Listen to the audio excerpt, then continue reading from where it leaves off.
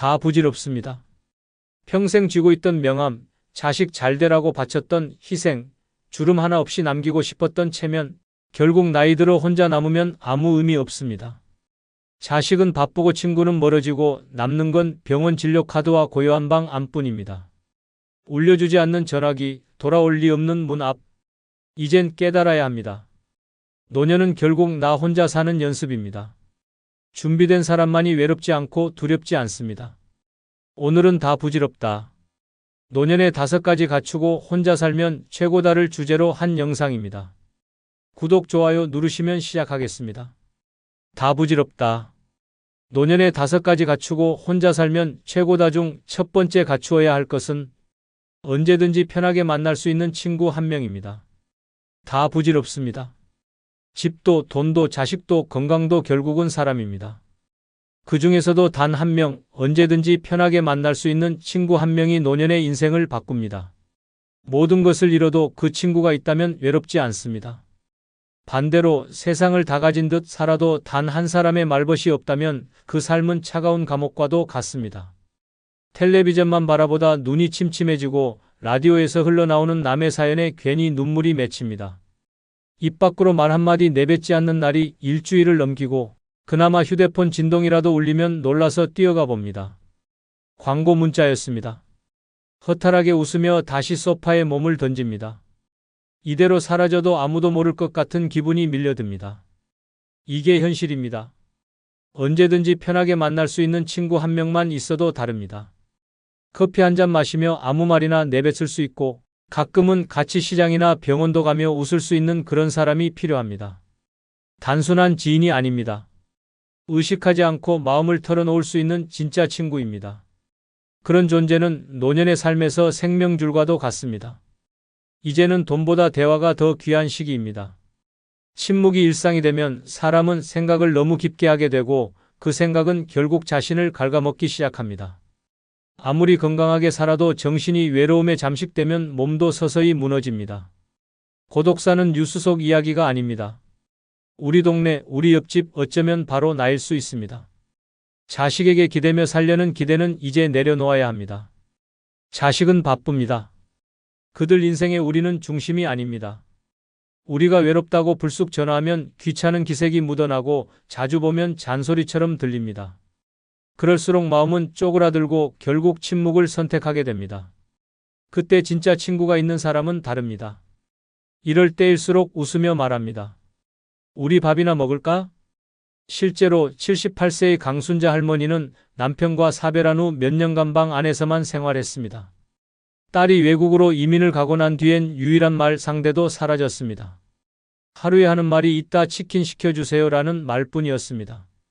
그렇게 2년을 살던 어느 날 순자 할머니는 아파트 앞에서 우연히 마주친 동네 할머니와 우산 하나를 같이 쓰게 되면서 인생이 바뀌었습니다. 그 우산 속 대화가 시작이었습니다. 두 분은 그날 이후 거의 매일 같이 동네 한 바퀴를 산책하며 이야기를 나눴고 가끔은 서로 반찬을 나눴습니다. 명절에도 둘이 함께 떡국을 끓여 먹었고 여름엔 함께 부채를 붙이며 텔레비전을 봤습니다. 그러다 한번 순자 할머니가 갑자기 쓰러졌을 때도 그 친구 할머니 덕분에 생명을 구했습니다. 119를 부르고 병원에 동행하고 입원, 수속까지 대신 해준 사람이 바로 그 언제든지 만날 수 있는 친구였습니다. 그 일 이후 순자 할머니는 사람들 앞에서 울면서 말했습니다. 이 사람이 없었으면 난 진작 죽었을 겁니다. 이 사람 하나 때문에 내가 다시 살아났습니다. 친구는 거창한 존재가 아닙니다. 그냥 내가 보고 싶을 때 편하게 만날 수 있는 사람, 별 이유 없이 전화를 걸 수 있는 사람, 내가 사라져도 찾아줄 사람, 그 한 명이면 됩니다. 지금 곁에 그런 사람이 없다면 늦기 전에 만들어야 합니다. 결국 사람입니다. 남는 건 사람입니다. 그리고 노년의 가장 중요한 사람은 언제든지 웃으며 찾아갈 수 있는 단 한 명의 친구입니다. 두 번째 갖추어야 할 것은 멈추지 않고 매달 통장에 꽂아주는 연금입니다. 다 부질없습니다. 자식도, 친구도, 집도, 심지어 건강조차도 세월 앞에선 무력해집니다. 하지만 단 하나, 매달 잊지 않고 통장에 꽂히는 연금은 다릅니다. 그 돈이 들어오는 날은 단 하루지만 그 하루가 노년 전체를 버티게 합니다. 누구에게도 눈치 보지 않고 내 삶을 내 힘으로 살아가게 해주는 유일한 무기입니다. 연금 없는 노후는 지옥입니다. 돈은 없는데 세상은 끊임없이 돈을 요구합니다. 병원에서 진료받고 나면 한숨, 약국에서 카드 긁고 나면 통장 잔액 확인, 전기요금 고지서 한 장에도 숨이 턱 막힙니다. TV 속에서는 행복한 노후를 위하여 라며 광고가 나오지만 현실은 냉혹합니다. 연금 하나 없는 노인은 매일을 불안과 공포로 살아갑니다. 밥 한 끼가 부담이고 치과 예약은 아예 포기합니다. 몸이 아파도 참습니다. 혼자 중얼거립니다. 이 나이에 뭘 더 고친다고. 그 말은 체념이 아닙니다. 돈이 없어서입니다. 이게 대한민국 노인의 민낯입니다. 연금은 단순한 돈이 아닙니다. 존엄입니다. 누군가의 도움 없이 살아갈 수 있다는 최소한의 보장입니다. 자식에게 기대지 않아도 되고 친구에게 손 벌리지 않아도 되며 세상 눈치 보지 않아도 되는 당당함이 연금 한 줄에서 시작됩니다. 늦게라도 작게라도 그 돈이 멈추지 않고 들어오기만 하면 사람은 다시 살아갑니다. 지금 연금을 받고 있는 사람과 그렇지 않은 사람의 차이는 하늘과 땅입니다. 삶의 리듬이 다릅니다. 통장에 연금이 들어오는 날을 기준으로 장도 보고 병원도 예약하고 외출도 합니다. 돈이 들어온다는 사실 하나로 하루의 태도가 달라집니다. 심지어 몸도 덜 아픈 느낌입니다. 마음이 편하니까 그렇습니다. 전라북도 익산에 사는 72세 송재호 어르신은 30년 가까이 작은 철물점에서 일했습니다. 한 푼이라도 아끼려고 명절에도 쉬지 않고 일했지만 하루아침에 건물주가 바뀌며 가게를 접어야 했습니다. 퇴직금도 없었고 남은 건 고장난 허리와 낡은 트럭 한 대뿐이었습니다. 자식들은 각자 먹고 살기 바빴고 송 어르신은 하루하루를 고물상에 자빌 나가며 연명했습니다. 그런데 어느 날 우편함에 국민연금공단에서 온 편지가 도착했습니다. 젊은 시절에 몇 년간 보험료를 납부했던 내역이 남아있었던 것입니다. 금액은 크지 않았습니다. 매달 37만 원. 하지만 그 37만 원은 송 어르신의 인생을 바꿨습니다. 고물상 일을 줄이고 주말엔 손주를 만나러 기차를 탈 여유도 생겼습니다. 혼자 여수로 1박 여행도 다녀왔습니다. 호텔은 못 갔지만 찜질방에서 하룻밤을 보내며 바닷바람을 맞았습니다. 돌아오는 길 편의점에서 컵라면을 사 먹으며 속으로 외쳤습니다. 이게 다 연금 덕이다. 송 어르신은 요즘 동네 친구들에게 연금의 소중함을 전도하듯 말합니다. 야, 젊었을 때 몇 푼이라도 넣어놔라. 늙어서 그 돈이 살 길 된다. 친구들은 웃으며 말합니다. 너만큼 연금 자랑하는 사람 없다. 그 말에 송 어르신은 대답합니다. 이 자랑은 해도 된다. 내 돈 들어오는 게 그렇게 뿌듯할 수가 없다. 멈추지 않고 매달 통장에 꽂아주는 연금은 단순한 금액이 아닙니다. 그것은 노년의 자유이고 선택권이며 삶의 여유입니다. 자식에게 미안하지 않고 세상에 위축되지 않게 만드는 단단한 안전망입니다. 그래서 노년에 꼭 갖춰야 할 5가지 중 하나는 끊기지 않는 연금입니다. 돈이 아닌 사람으로 살게 해주는 유일한 힘입니다. 세 번째 갖추어야 할 것은 자신만의 취미 활동입니다. 다 부질없습니다. 젊었을 땐 돈 벌고 자식 키우느라 바빠서 미처 돌아볼 틈도 없었습니다. 그런데 어느 순간 자식은 떠나고 일은 사라지고 사람은 혼자 남습니다. 그때 깨닫습니다. 텅 빈 집안에 내 삶을 채워줄 건 단 하나, 바로 취미입니다. 취미 하나 없이 맞는 노년은 공허합니다. 아침에 눈을 떠도 일어날 이유가 없습니다. 거실로 나와 TV만 틀어놓고 리모컨을 손에 든 채 멍하니 시간을 보냅니다. 1시간, 2시간, 어느새 해가 집니다. 이게 반복되면 무섭게 변합니다. 머리는 멍해지고 입은 굳어가며 마음은 가라앉습니다.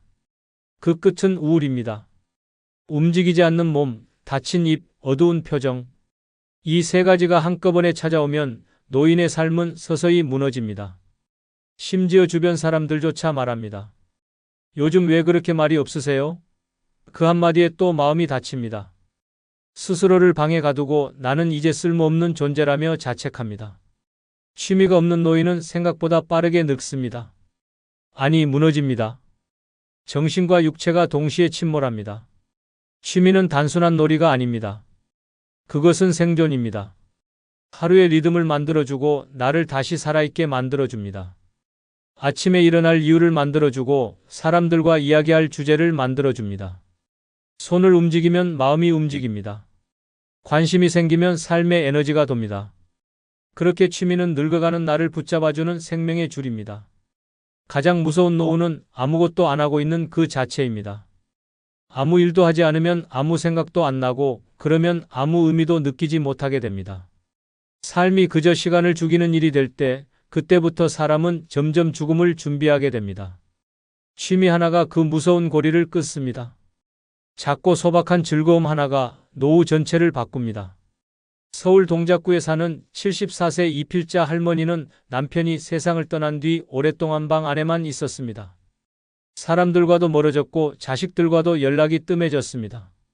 아침부터 밤까지 같은 자리에 앉아 식사 대신 과자나 빵으로 끼니를 때우며 그저 살아있기만 했습니다. 눈빛은 흐리고 말수는 줄었고 체중도 10kg나 빠졌습니다. 이대로 가면 병원 신세는 시간 문제였습니다. 그러던 어느 날 우연히 들른 동네 복지관에서 자수교실 포스터를 봤습니다. 젊었을 땐 바느질 한번 제대로 못 해봤지만 그날따라 이상하게 마음이 끌렸습니다. 처음엔 어색했지만 실과 바늘을 들고 천에 첫 땀을 꿰었을 때 이상하게도 마음이 따뜻해졌습니다. 집중하면 아무 생각이 들지 않았고 실이 만들어내는 무늬에 작은 기쁨이 생겼습니다. 그리고 무엇보다 그 교실에 온 다른 어르신들과 인사를 나누며 웃음도 돌아왔습니다. 지금 이필자 할머니는 매주 2번 복지관에 나가 자수를 놓습니다. 집에서는 틈만 나면 새로운 무늬를 구상하고 자식들에게 손수 만든 수건을 선물하며 뿌듯해합니다. 최근엔 동네 플리마켓에 참여해 자신이 만든 앞치마를 팔기도 했습니다. 팔렸을 때 그 감동은 말로 표현할 수 없었다고 합니다. 이 나이에 누가 내 손으로 만든 걸 사줄 줄 알았겠어요? 할머니는 요즘 매일 아침 눈을 뜨며 말합니다. 오늘은 어떤 무늬를 놓아볼까? 취미 하나쯤 있어야 합니다. 그것이 노후의 이유가 되고 하루를 살아갈 의미가 됩니다. 누구를 위해서가 아니라 바로 나 자신을 위해. 작고 소소한 즐거움이 인생을 다시 반짝이게 만듭니다. 결국 다 부질없는 세상에서 나를 끝까지 지켜주는 건 그 하나쯤 있는 취미입니다. 네 번째 갖추어야 할 것은 불필요한 인간관계 정리입니다. 다 부질없습니다. 젊을 땐 사람을 많이 아는 게 자랑이었고 인맥이 곧 재산이라 믿었습니다. 생일이면 줄줄이 문자가 오고 모임에 나가면 술잔이 돌고 전화기엔 이름이 빼곡했습니다. 하지만 시간이 지나고 나면 남는 사람은 거의 없습니다. 아니, 없다고 봐도 됩니다. 오히려 나이 들수록 사람은 줄여야 합니다. 그래야 마음이 편해집니다. 불필요한 인간관계는 독입니다. 가짜 관심, 얕은 정, 필요할 때만 연락 오는 사람들. 그런 사람들에게 시간을 쓰고 마음을 쏟다 보면 정작 나 자신은 텅 비어버립니다. 평생 연락해도 달라지지 않는 사람, 만나면 피곤한 사람, 말끝마다 자랑하거나 험담하는 사람. 그런 관계는 과감히 끊어야 합니다. 노년의 삶은 시간이 많아서 좋은 게 아닙니다. 그 시간 속에서 무엇을 채우느냐가 중요합니다. 그런데 쓸데없는 사람들과 어울리며 마음을 소비하다 보면 정작 중요한 것들을 놓치게 됩니다. 내 평온, 내 건강, 내 진짜 행복이 사라집니다. 그리고 나중에 외칩니다. 왜 그 사람을 그때 끊지 못했을까? 자식도 형제도 오랜 친구도 예외는 아닙니다. 나를 존중하지 않고 필요할 때만 찾고 내 상황은 전혀 고려하지 않는다면 그 관계는 피해야 할 감정의 낭비일 뿐입니다. 피를 나눈 가족이라 해도 마음까지 나누는 건 아닙니다. 피보다 깊은 관계는 결국 마음에서 시작됩니다. 사람은 많을수록 좋은 게 아닙니다. 그중 단 한 명이라도 진심으로 웃어주는 사람이 있다면 그걸로 충분합니다. 나이 들수록 내가 편한 관계 하나면 족합니다. 그런데 대부분은 관계 유지의 의무감에 시달립니다. 괜히 연락 안 하면 욕먹을까봐, 모임에 안 나가면 소외될까봐, 억지로 웃고 억지로 밥 먹고. 이게 과연 누구를 위한 삶입니까? 이제는 끊을 줄 알아야 합니다. 불필요한 인간관계는 정리하고 진짜 소중한 사람에게 집중해야 합니다. 아무 말 없이도 마음이 통하는 사람, 내가 아플 때 조용히 손 잡아주는 사람, 내 이야기를 들어주는 사람. 그런 사람 한 명이면 충분합니다. 나머지는 정리해야 할 감정의 쓰레기일 뿐입니다. 경상북도 구미에 사는 76세 김희자 할머니는 예전부터 동창 모임에 빠지지 않았습니다. 매달 한 번 단톡방에서 시끌벅적하게 일정이 잡히고 모임 날이면 꼭 새 옷을 챙겨 입었습니다. 그런데 돌아오는 길엔 항상 기분이 나빴습니다. 누군가는 남편 자랑, 누군가는 자식 자랑, 또 누군가는 해외여행 사진을 돌려가며 자랑했습니다. 희자 할머니는 듣기만 하다 겨우 밥값만 내고 나왔습니다. 모임 후 단톡방에는 오늘도 즐거웠어요 라는 말들이 올라왔지만 희자 할머니는 씁쓸한 한숨만 쉬었습니다. 어느 날 그 단톡방에서 한 사람이 희자 할머니에게 공개적으로 말했습니다. 희자야, 너도 좀 좋은 소식 하나 가져와 봐. 그 말은 칼처럼 꽂혔습니다. 그날 밤 할머니는 그 단톡방을 조용히 나왔습니다. 이후로 연락하는 사람은 단 한 명도 없었습니다. 그게 전부였구나 하는 생각에 허탈했지만 이상하게도 마음은 가벼웠습니다. 그 후 할머니는 아파트 관리소에서 소개받은 시 낭송 모임에 나가기 시작했습니다. 처음엔 서툴렀지만 시를 읽다 보니 마음이 차분해졌고 낭송을 마치고 나면 서로 따뜻한 박수를 나누는 분위기에 감동을 받았습니다. 거기선 자랑도 비교도 없었습니다. 누구든 자신의 이야기를 존중받았고 웃고 울고 함께 공감했습니다. 희자 할머니는 말합니다. 지금은 한 명만 연락 와도 기쁩니다. 그 사람은 진짜니까요. 불필요한 인간관계는 인생의 짐입니다. 노년엔 줄이는 만큼 자유롭고 정리하는 만큼 행복해집니다. 남는 건 결국 마음 편한 사람 한 명입니다. 이제는 주변을 정리해야 합니다. 그래야 내 마음이 넓어집니다. 그게 진짜 현명한 노후입니다. 5번째 갖추어야 할 것은 소란한 세상에서 벗어나 조용한 삶의 즐거움 알기입니다. 다 부질없습니다. 젊을 땐 시끄러워야 사는 것 같았습니다. 음악은 커야 하고 사람은 많아야 하고 하루라도 약속이 없으면 허전했던 시절이 있었습니다. 하지만 나이 들어보니 그 모든 소란이 결국은 나를 갉아먹고 있었던 소음이었다는 걸 깨닫게 됩니다. 진짜 삶은 조용할 때 시작됩니다. 시끄러운 세상은 숨 쉴 틈을 주지 않습니다. 뉴스는 끝없이 불안을 퍼뜨리고 휴대폰은 쉴 새 없이 울립니다. 텔레비전은 자극적인 이야기만 반복하고 밖을 나서면 경적 소리와 사람들의 목소리에 정신이 피곤해집니다. 어디를 가도 마음 놓고 앉아 쉴 곳조차 없습니다. 나이 들어 이 소란한 세상에 맞서 살아가는 건 마치 모래 폭풍 속을 맨몸으로 걷는 것과 같습니다. 그 와중에도 누군가는 여전히 인정받고 싶어 안달입니다. SNS엔 웃는 사진과 자랑글만 넘칩니다. 자식 자랑, 여행 자랑, 새차 자랑하지만 그 속엔 공허함이 가득합니다. 보여주기 위한 삶은 결국 자기를 지우는 일입니다. 진짜 평온은 그 모든 것에서 한 발 물러났을 때 찾아옵니다. 조용히 나만의 차 한 잔을 마시며 창밖을 바라보는 그 순간 삶은 다시 숨을 쉽니다. 조용한 삶은 도피가 아닙니다. 선택입니다. 더 이상 외부에 휘둘리지 않고 내면의 소리에 귀 기울이겠다는 결단입니다. 그 결정이 삶을 바꾸고 건강을 지키며 마음을 맑게 합니다. 남들이 떠드는 동안 나는 고요 속에서 나를 찾아갑니다. 그건 도전이 아니라 회복입니다. 외로움과 고요는 다릅니다. 고요는 자신을 들여다보게 만들고 내 안의 작은 행복을 발견하게 해줍니다. 정리된 방 안, 조용한 음악, 나만의 책 한 권. 그것이면 됩니다. 이제는 사람에 치이지 않아야 합니다. 말 많은 모임, 억지 웃음, 피곤한 대화. 그 모든 것에서 벗어나야 진짜 나를 만납니다. 부산 해운대에 사는 70세 방문자 할머니는 예전엔 모임이라면 빠지지 않고 참석했습니다. 동창회, 반상회, 경로당 회식 불러만 주면 갔습니다. 시끄러운 자리가 삶의 일부라 생각했습니다. 그런데 어느 날 모임에서 돌아와 정신없이 벗은 외출복 사이로 거울 속 자신의 얼굴을 보았습니다. 텅 빈 눈동자와 지친 표정, 그날 처음으로 느꼈습니다. 나는 왜 이리 피곤할까? 그날 이후 할머니는 스스로 모임을 끊었습니다. 전화가 와도 정중히 거절하고 일부러 산책 시간도 사람들이 없는 이른 아침으로 바꿨습니다. 처음엔 정막이 무서웠지만 곧 마음이 편해졌습니다. 해 뜨는 소리, 새소리, 커피 물 끓는 소리까지 그동안 들리지 않던 세상의 속삭임이 들리기 시작했습니다.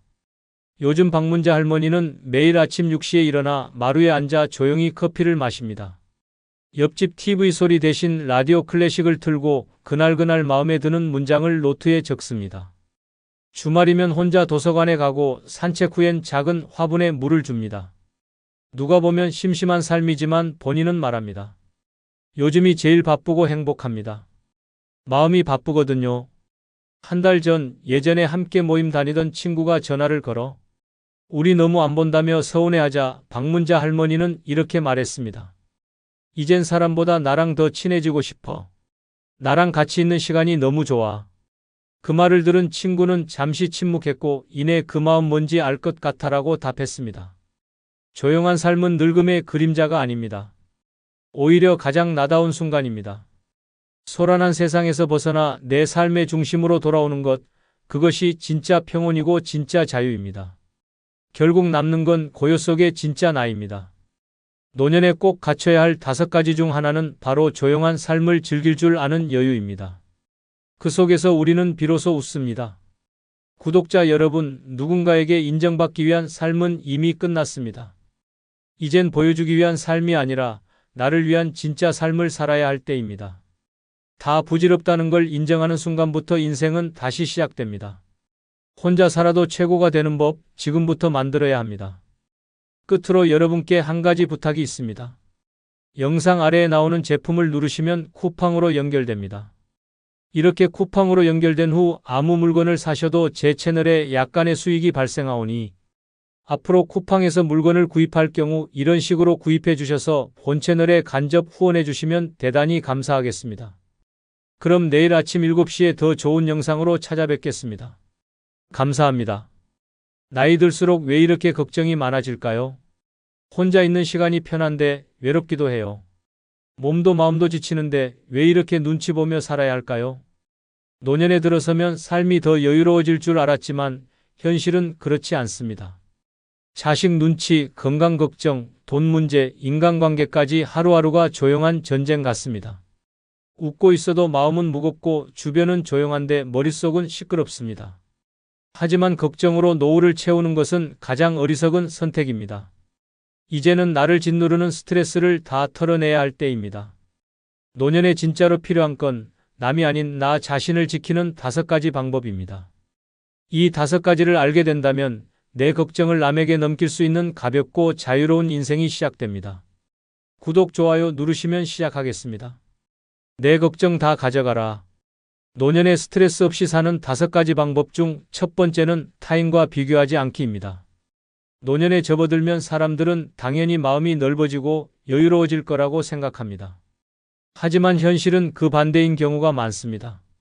모임에 나가면 누구는 손주가 외국 대학에 갔다고 자랑하고 누구는 자식이 의사라고 은근히 말하고 누구는 요양원 대신 실버타운에 산다며 자랑스럽게 말합니다.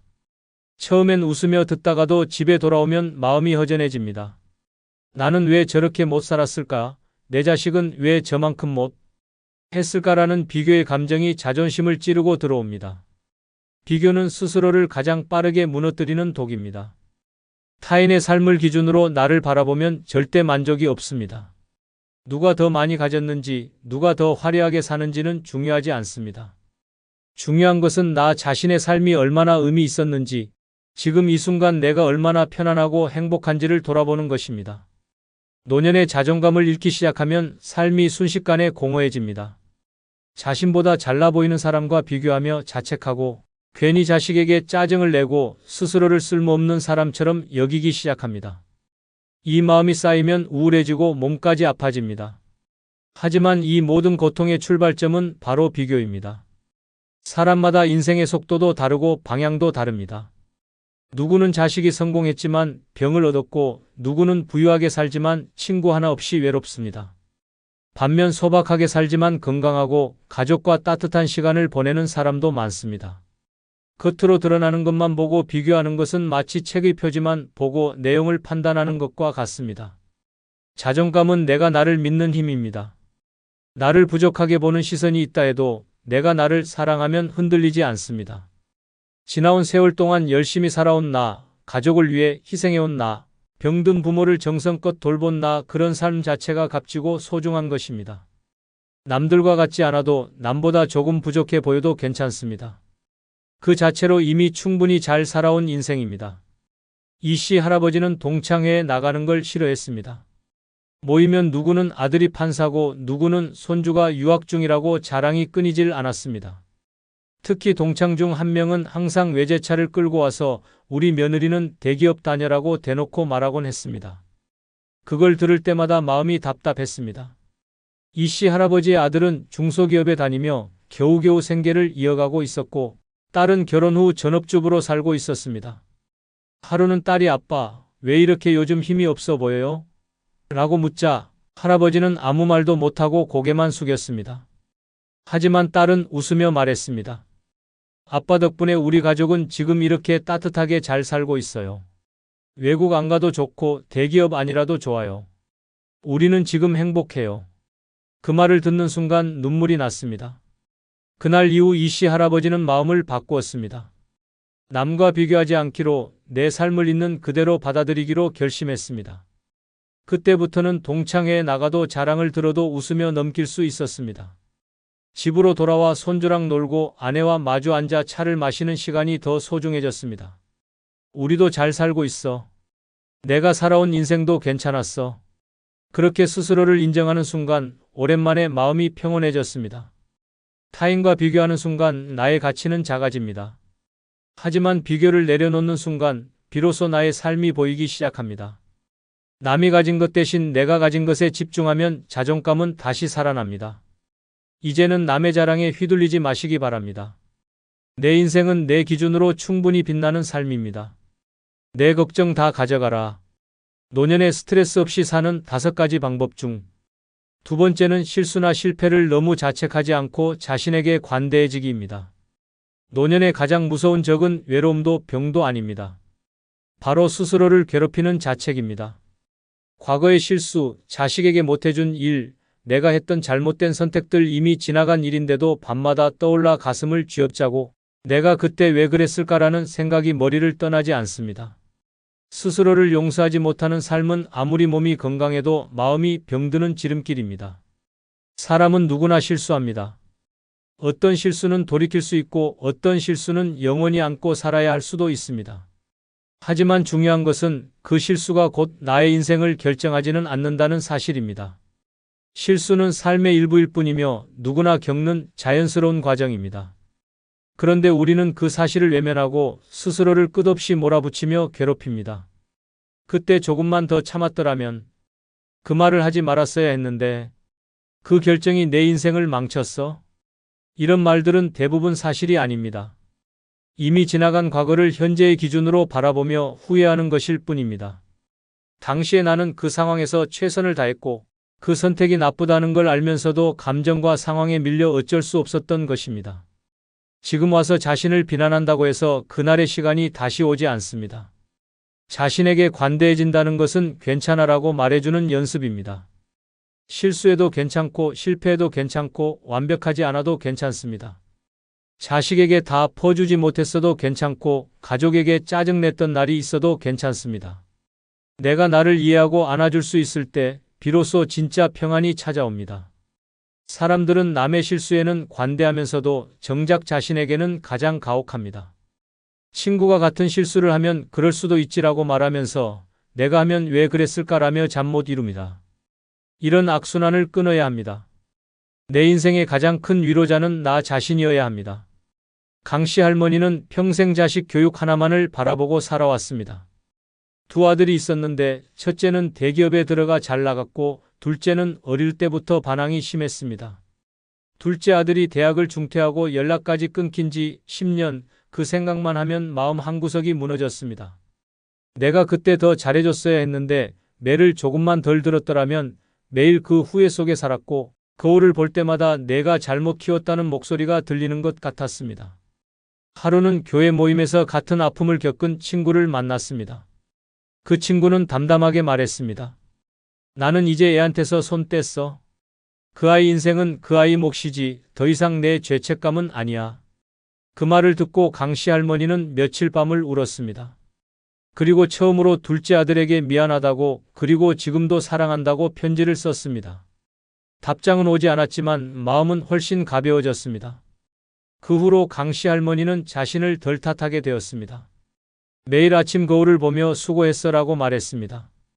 반찬이 짜게 되어도 뭐 어때? 다음엔 좀 덜 넣으면 되지라고 웃었습니다. 친구들과 수다를 떨다가 말실수를 해도 예전 같았으면 며칠을 괴로워했겠지만 이제는 사람이 그럴 수도 있지 하며 털어버렸습니다. 자신에게 관대해지니 삶이 훨씬 가벼워졌습니다. 자식들에게도 예전보다 부드럽게 말하게 되었고 손주와 함께 보내는 시간도 더 따뜻해졌습니다. 완벽하려는 강박이 사라지자 사람들과의 관계도 자신의 삶도 훨씬 더 여유로워졌습니다. 실수와 실패는 누구나 겪는 일입니다. 중요한 것은 그 순간을 지나고 나서 내가 나를 얼마나 따뜻하게 안아주는가입니다. 이제는 더 이상 스스로를 괴롭히지 마시기 바랍니다. 노년의 평화는 자기 자신을 용서하고 있는 그대로 받아들이는 데서 시작됩니다. 내 걱정 다 가져가라. 노년에 스트레스 없이 사는 5가지 방법 중 3번째는 과거의 후회 내려놓기입니다. 노년의 마음을 가장 무겁게 만드는 것은 과거의 후회입니다. 잠깐의 말 한마디, 그때 놓쳐버린 기회, 되돌릴 수 없는 선택이 머릿속을 맴돌며 마음을 후벼팝니다. 밤잠을 설치고 한숨이 절로 나오고 문득문득 찾아오는 자책이 일상을 잠식합니다. 그러나 아무리 후회해도 과거는 바뀌지 않습니다. 더 중요한 것은 후회에 빠지는 순간 현재를 잃는다는 사실입니다. 우리는 종종 그때 그랬더라면이라는 가정 속에 빠집니다. 그때 참았더라면, 그때 용기 내서 말했더라면, 그때 그 돈을 쓰지 않았더라면 하지만 그 모든 가정은 지금의 나를 갉아먹는 그림자일 뿐입니다. 당시의 나는 분명 최선을 다했고 그 선택은 지금 이 순간까지 살아오게 한 결정이었습니다. 그때의 나는 그만큼밖에 몰랐고 그만큼밖에 할 수 없었습니다. 지금의 내가 판단하는 과거는 왜곡된 기억일 뿐입니다. 후회란 독과도 같습니다.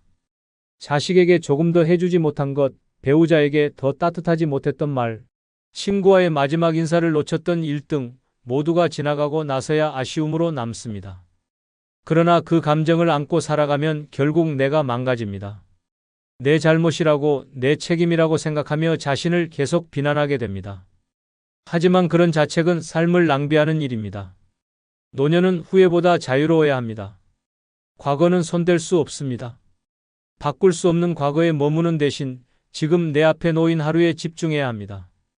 오늘의 나, 지금 이 순간 내가 할 수 있는 일에 집중할 때 비로소 평안이 찾아옵니다. 과거를 떠올릴수록 현재는 더 희미해지고 미래는 더 두려워집니다. 후회를 덜어내야 삶이 가벼워집니다. 과거를 떠올릴 때 가장 흔하게 드는 감정은 죄책감입니다.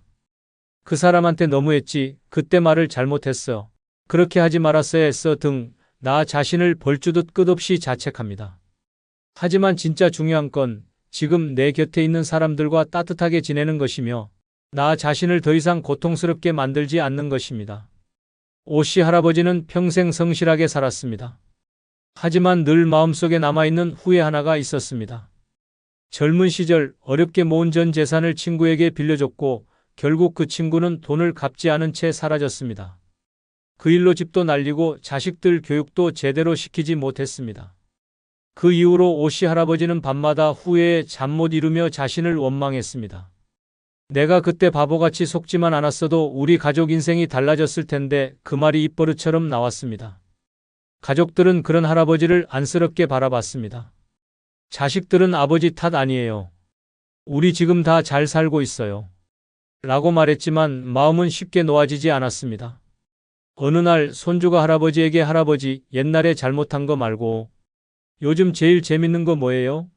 라고 묻자 할아버지는 잠시 멈칫했습니다. 그 순간 깨달았습니다. 나는 왜 아직도 그때에만 머물러 있는 걸까? 그날 이후 오씨 할아버지는 과거의 일에 대해 말하는 횟수를 줄였습니다. 대신 손주와 함께 낚시를 가고 아내와 손잡고 산책을 다녔습니다.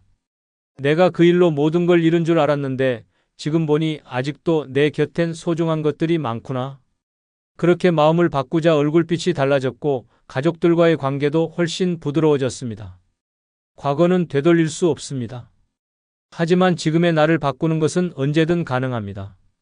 지나간 일로 스스로를 괴롭히는 대신 오늘 하루를 기쁘게 사는 것이 진짜 후회를 덜어내는 길입니다. 노년은 과거가 아닌 현재를 살아야 할 시간입니다. 더 이상 내 삶을 후회라는 감옥에 가두지 말고 지금 내 앞에 있는 삶을 껴안아야 합니다. 내 걱정 다 가져가라. 노년에 스트레스 없이 사는 5가지 방법 중 4번째는 모든 것을 완벽하게 하려는 완벽주의 내려놓기입니다. 노년의 삶을 가장 힘들게 하는 감정 중 하나는 조급함입니다. 그리고 그 조급함 뒤에는 완벽해야 한다는 강박이 숨어 있습니다. 나이가 들면 더 여유로워질 줄 알았지만 오히려 더 불안해지는 이유가 여기에 있습니다. 예전에는 잘하던 일들이 점점 느려지고 깜빡깜빡하는 일이 잦아지며 누군가에게 민폐가 되지 않을까 걱정하게 됩니다. 그래서 더 완벽하려고 애씁니다. 하지만 완벽주의는 결코 우리를 편하게 해주지 않습니다. 오히려 모든 일을 내가 책임져야 한다는 생각에 점점 지치고 불안해집니다. 가족 모임에서 음식 하나라도 빠지면 안 될 것 같고, 손주에게 좋은 할머니가 되려면 늘 웃고 베풀어야 할 것 같고, 남들 앞에 나설 때는 품위 있게 보여야 한다는 부담에 눌려 삽니다. 이렇게까지 완벽하려고 하면 삶 자체가 피로해질 수밖에 없습니다. 사람들은 완벽한 사람보다 편안한 사람을 더 좋아합니다. 모든 걸 다 해주는 사람보다 가치 있는 게 편한 사람을 더 그리워합니다. 하지만 우리는 잘해야 한다는 생각 때문에 진짜 나의 모습을 숨기고 살아갑니다. 웃고 있지만 속은 상하고 도와주고 있지만 정작 나 자신은 돌보지 못하고 있습니다. 완벽하지 않아도 괜찮습니다. 음식을 조금 태워도 약속을 깜빡해도 말실수를 해도 됩니다. 실수해도 웃을 수 있어야 진짜 여유로운 삶입니다. 내가 부족하다는 걸 받아들이는 순간 마음이 훨씬 가벼워집니다. 노년에는 더 이상 누구에게 인정받기 위해 애쓸 필요가 없습니다. 이미 충분히 살아왔고 그 자체로도 존중받아야 할 인생입니다. 완벽함을 내려놓으면 관계도 더 좋아집니다. 자식에게 너무 잘하려고 애쓰지 않아도 됩니다. 손주에게 완벽한 조부모가 되지 않아도 됩니다. 오히려 내 스타일대로 있는 그대로 대하면 더 자연스럽고 진솔한 관계가 만들어집니다. 완벽함보다 중요한 건 진심입니다. 이씨 할머니는 동네에서도 완벽한 엄마, 완벽한 아내, 완벽한 할머니로 통했습니다. 손님이 오면 집안 구석구석 먼지 하나 없이 청소했고 명절이면 혼자서 10가지가 넘는 음식을 준비했습니다. 손주가 놀러 오는 날이면 장난감, 간식, 옷까지 빠짐없이 준비해 놓아야 마음이 놓였습니다. 남들 앞에서는 항상 단정하게 머리를 빗고 옷도 단추 하나 흐트러짐 없이 입었습니다. 하지만 정작 본인은 늘 피곤했습니다. 내가 조금만 덜 했으면 손가락질 받을 거야. 이 나이에 민폐 끼치면 안 돼. 마음속에선 늘 자신을 다그쳤습니다. 그러던 어느 날 설날 아침 일이 터졌습니다. 준비한 갈비찜이 타버렸고 장 보느라 깜빡 잊고 산 약을 제 시간에 먹지 못해 결국 병원에 실려갔습니다. 병실에서 누워있는 동안 이씨 할머니는 생각했습니다. 내가 왜 이렇게까지 했을까? 그동안 자신이 만든 완벽함의 틀에 스스로를 가두고 있었다는 걸 그제야 깨달았습니다. 병원에서 퇴원한 후 할머니는 달라졌습니다. 손주가 와도 간단한 간식만 준비했고 집 청소도 하루 걸러 한 번만 했습니다. 명절 음식은 자식들에게 맡기고 본인은 편하게 앉아 이야기를 나누기 시작했습니다. 놀랍게도 가족들의 반응은 더 따뜻했습니다. 엄마, 요즘 더 보기 좋아요. 할머니, 이제 같이 놀 시간이 많아졌어요. 그 말에 이씨 할머니는 웃으며 말했습니다. 완벽한 할머니는 이제 그만하려고. 그냥 같이 즐거운 할머니가 될래. 완벽을 내려놓으니 진짜 삶이 시작되었습니다. 지금부터는 내가 좋아하는 만큼만, 내가 할 수 있는 만큼만 해도 충분합니다. 노년의 행복은 완벽함이 아니라 편안함에서 시작됩니다. 내 걱정 다 가져가라. 노년에 스트레스 없이 사는 5가지 방법 중 5번째는 자신의 한계를 인정하고 불필요한 책임 내려놓기입니다. 노년에 이르러서도 여전히 책임이라는 이름에 눌려 사는 사람들이 많습니다. 이미 자식들은 다 커서 자기 삶을 살고 있는데도 부모는 여전히 내가 뭔가 해줘야 한다고 생각합니다. 남편이 세상을 떠나고도 아이들한테 짐이 되면 안 된다고 스스로를 몰아붙입니다. 때론 친척, 이웃, 심지어 모임의 소소한 일까지도 내가 해야지라는 생각으로 짊어집니다. 그렇게 하루하루가 부담으로 꽉 들어차게 됩니다. 그러나 이제는 내려놓아야 합니다. 불필요한 책임이 계속 쌓이면 몸도 마음도 병이 듭니다. 한계를 넘어서서 책임지려는 순간 내가 먼저 무너지게 됩니다. 노년은 더 이상 책임지고 희생해야 할 시기가 아니라 나를 돌보고 쉬어야 할 시기입니다. 내 어깨를 짓눌렀던 책임감, 의무감, 죄책감을 이제는 가볍게 내려놓을 시간입니다. 무엇보다 중요한 것은 내 건강과 내 감정입니다. 손주 봐주는 것도, 가족 모임 챙기는 것도, 동네 일에 나서는 것도 내가 원할 때, 할 수 있을 때 하는 것이어야 합니다. 그런데 많은 노년층은 안 해주면 안 될 것 같아서라는 이유로 자신을 혹사시킵니다. 이런 생각은 나를 지키는 것이 아니라 나를 점점 무너뜨립니다. 나는 슈퍼맨이 아닙니다. 내 몸이 아프면 쉴 수 있어야 하고 마음이 지치면 멈출 수 있어야 합니다. 그러나 가족을 위해 남들 눈치 때문에 내가 해야만 한다는 압박 때문에 끙끙 앓으며 참고 살아갑니다. 결국 병원에 실려가서야 내가 너무 무리했구나를 깨닫게 됩니다. 그때는 이미 늦은 경우도 많습니다. 자식이 힘들 때, 손주가 아플 때, 가족이 문제가 생겼을 때 도와주고 싶은 마음은 당연합니다. 하지만 그 마음이 책임으로 굳어질 필요는 없습니다. 도울 수 있을 때 돕되 내 삶을 잃어버릴 만큼 헌신할 필요는 없습니다. 나를 먼저 챙겨야 남도 챙길 수 있습니다. 내 한계를 인정하고 부담은 나눌 수 있어야 진짜로 건강한 관계가 됩니다. 정씨 할머니는 73세입니다. 아들 내외가 맞벌이라 손주 둘을 매일 돌봐주고 저녁이면 아들 집 청소까지 도맡아 했습니다. 손주가 유치원에서 돌아오는 오후 3시부터 밤 10시까지 꼬박 7시간을 함께 했습니다. 반찬도 직접 만들어서 매일 들고 가고 아들이 엄마 오늘 야근이야 라고 하면 할머니는 손주를 재우기까지 했습니다. 하루도 편하게 쉬어본 적이 없었습니다. 그러던 어느 날 허리 통증으로 병원에 갔다가 디스크 초기 진단을 받았습니다. 의사는 무리하지 말라고 했고 쉬지 않으면 수술까지 갈 수 있다고 경고했습니다. 아들에게 그 사실을 말했더니 돌아온 대답은 이랬습니다. 엄마 미리 말하지 그랬어요. 엄마 너무 무리한 거 알았는데 괜찮다고만 하니까 그제야 정씨 할머니는 눈물이 났습니다. 본인은 가족을 위해 당연히 해야 하는 일이라 여겼지만 정작 가족들은 그렇게까지 할 거라고는 생각하지 않았던 것입니다. 그 후 정씨 할머니는 큰 결심을 했습니다. 매일 돌보던 손주 일정은 주 2회로 줄였고 청소는 며느리가 맡기로 했습니다. 처음엔 마음이 불편했지만 시간이 지날수록 몸도 마음도 훨씬 가벼워졌습니다.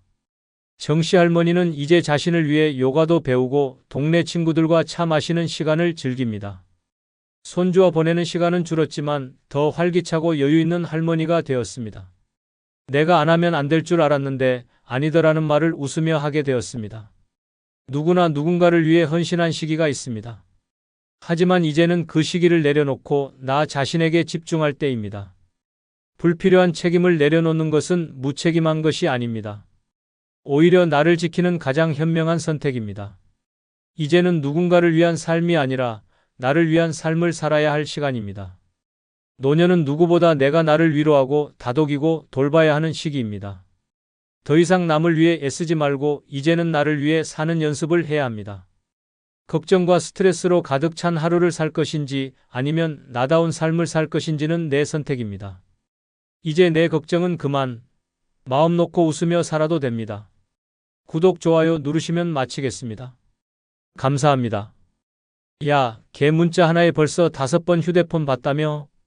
어제 화장하고 새벽 산책 나간 거 진짜 걔 때문이야? 친구들 모임 또 안 나왔대. 완전 사랑아리 중이라던데. 노년에 찾아온 이성적 감정 달콤한 줄 알았는데 독처럼 퍼지고 있습니다. 설렘은 금세 집착이 되고 감정은 폭주하며 인생의 중심을 무너뜨립니다. 자존심은 바닥에 떨어지고 체면은 사라지고 친구는 하나둘 떠납니다. 사랑이 아니라 중독이 되어 모든 것을 삼켜버리는 무서운 덫이 되어버립니다. 이번 영상은 노년의 이성적 사랑에 집착하면 안 되는 5가지 이유에 대한 영상입니다. 구독, 좋아요 누르시면 시작하겠습니다. 노년의 이성적 사랑에 집착하면 안 되는 5가지 이유 중 첫 번째는 헛된 기대를 할 수 있기 때문입니다. 노년의 이성적 사랑에 집착하면 가장 먼저 찾아오는 감정은 헛된 기대입니다. 그 사람의 미소 하나, 따뜻한 말 한마디, 함께한 몇 번의 대화만으로 마음이 붉게 달아오르기 시작합니다. 그리고 어느 순간부터는 그 사람도 분명 같은 마음일 거라는 착각에 빠져듭니다. 혼자서 의미를 부여하고 혼자서 설레고 혼자서 상상의 나래를 펼치기 시작합니다. 문제는 그 상상이 너무도 달콤해서 빠져나오기가 힘들다는 점입니다. 오늘은 연락이 오겠지, 이번에는 먼저 다가오겠지. 생일에 무언가 준비했겠지. 그런 기대가 가슴속에 쌓이고 시간이 지나면서 점점 더 강해집니다. 그리고 그 기대는 현실과 맞지 않을수록 고통으로 변합니다. 상대는 평소와 다름없는데 마음속에서는 배신감이 치밀어 오릅니다. 이럴 거면 왜 그렇게 웃었을까? 왜 나에게 그런 말을 했을까? 라는 혼잣말이 쌓이면서 마음은 금세 뒤엉켜버립니다. 하지만 그 모든 감정은 시작부터 끝까지 혼자만의 기대일 뿐입니다. 헛된 기대는 관계를 파괴합니다. 상대는 아무 의도 없이 친절했을 뿐인데 기대를 품은 사람은 그걸 특별한 의미로 해석합니다. 그리고 그 해석이 어긋나는 순간 감정의 균형은 무너집니다. 실망이 분노로 바뀌고 애정이 미움으로 돌변합니다. 상대는 당황하고 거리를 두게 되며 결국 멀어질 수밖에 없습니다. 기대는 애초에 이루어질 수 없는 환상에 불과했는데 그걸 진짜라고 믿었던 사람이 상처를 가장 크게 받습니다. 더 무서운 건 이런 기대가 반복된다는 점입니다. 한번 상처받고도 다시 비슷한 상황이 생기면 또다시 기대합니다. 이번엔 다르겠지, 이번 사람은 진심일 거야 라는 생각이 어김없이 떠오릅니다. 그렇게 기대하고 또 무너지고 다시 기대하고 또 실망하면서 감정은 끝없이 소모됩니다. 결국 남는 건 텅 빈 마음과 자괴감뿐입니다.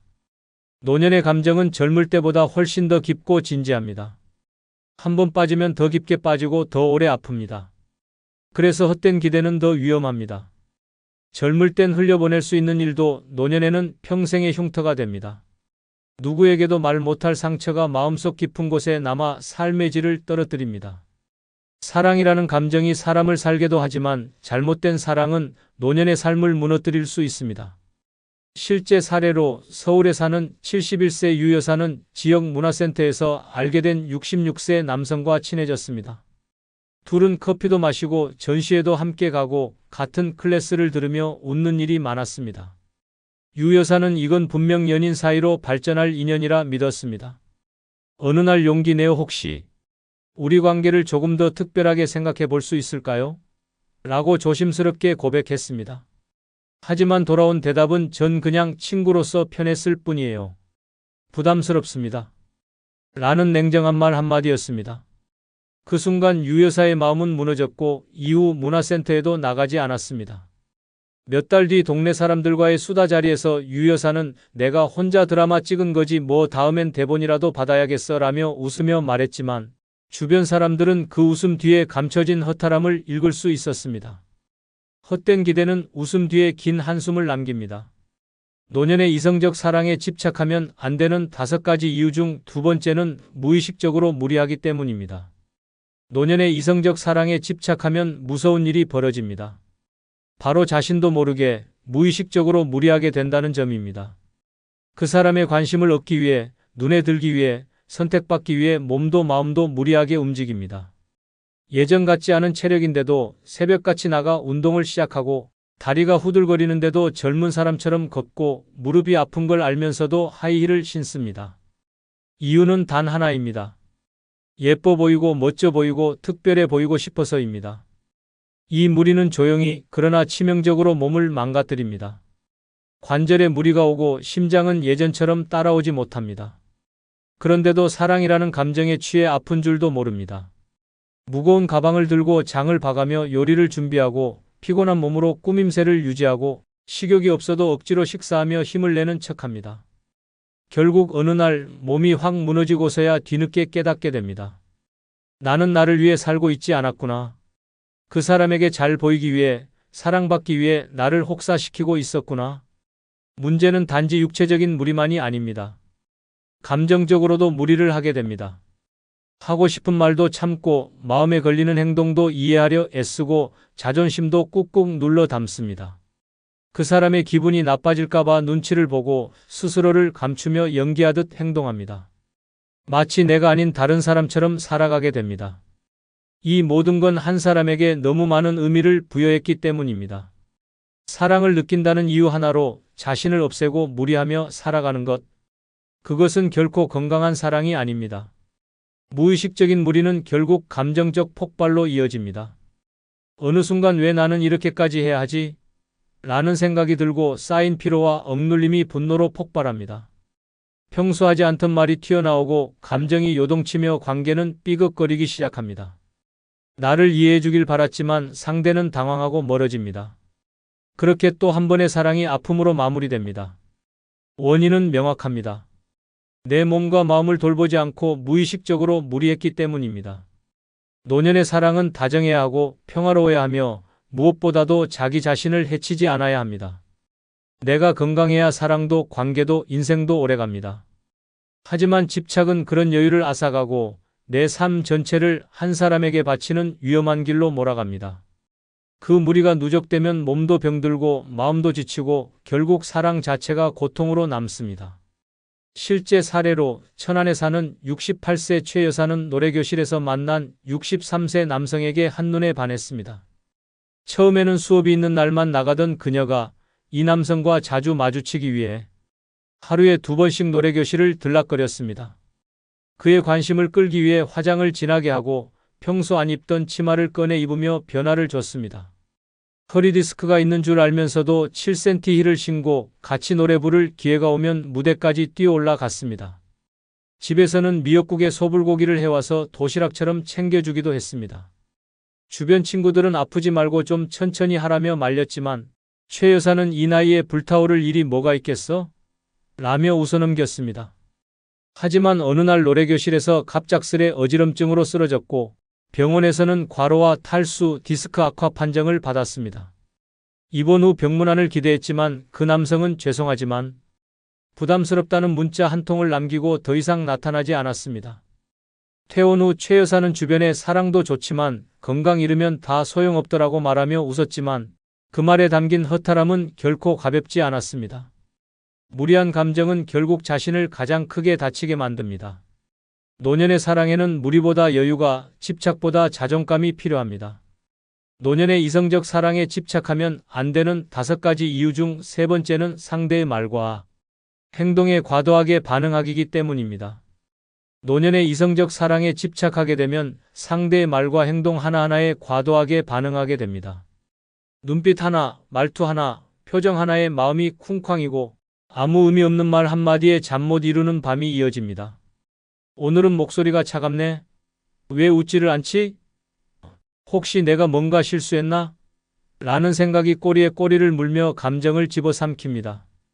평범한 대화도 사소한 농담도 일상적인 행동조차 감정의 도화선이 됩니다. 감정이 집착으로 바뀌면 해석이 달라집니다.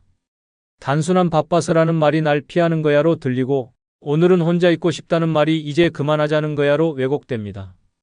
스스로 마음을 상처로 물들이고 상대의 진심을 왜곡하며 점점 더 깊은 감정의 수렁에 빠지게 됩니다. 말 한마디에 심장이 조이고 웃음 한 번에 온몸이 전율하며 외면하는 듯한 행동엔 절망이 몰려옵니다. 이 모든 감정의 폭풍은 사실 상대가 아닌 나의 집착에서 시작된 것입니다.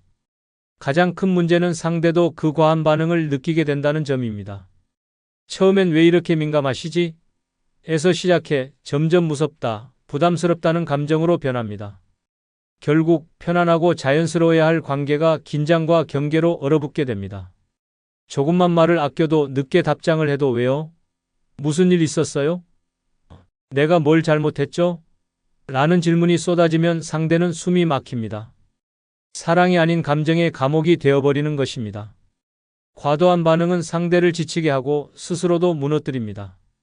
하루 종일 상대의 SNS를 들여다보며 사진 속 표정을 분석하고 메시지 하나에 수십 번의 의미를 부여하며 말투의 변화에 불안에 떨기 시작합니다. 그 불안은 결국 나를 파괴하고 관계를 끊어내는 칼날이 됩니다. 감정은 소중하지만 집착은 치명적입니다. 말과 행동 하나에 휘둘리는 삶은 결코 평온할 수 없습니다. 노년의 사랑은 마음이 편해야 합니다. 설렘보다는 안정, 불안보다는 여유가 중심이 되어야 합니다.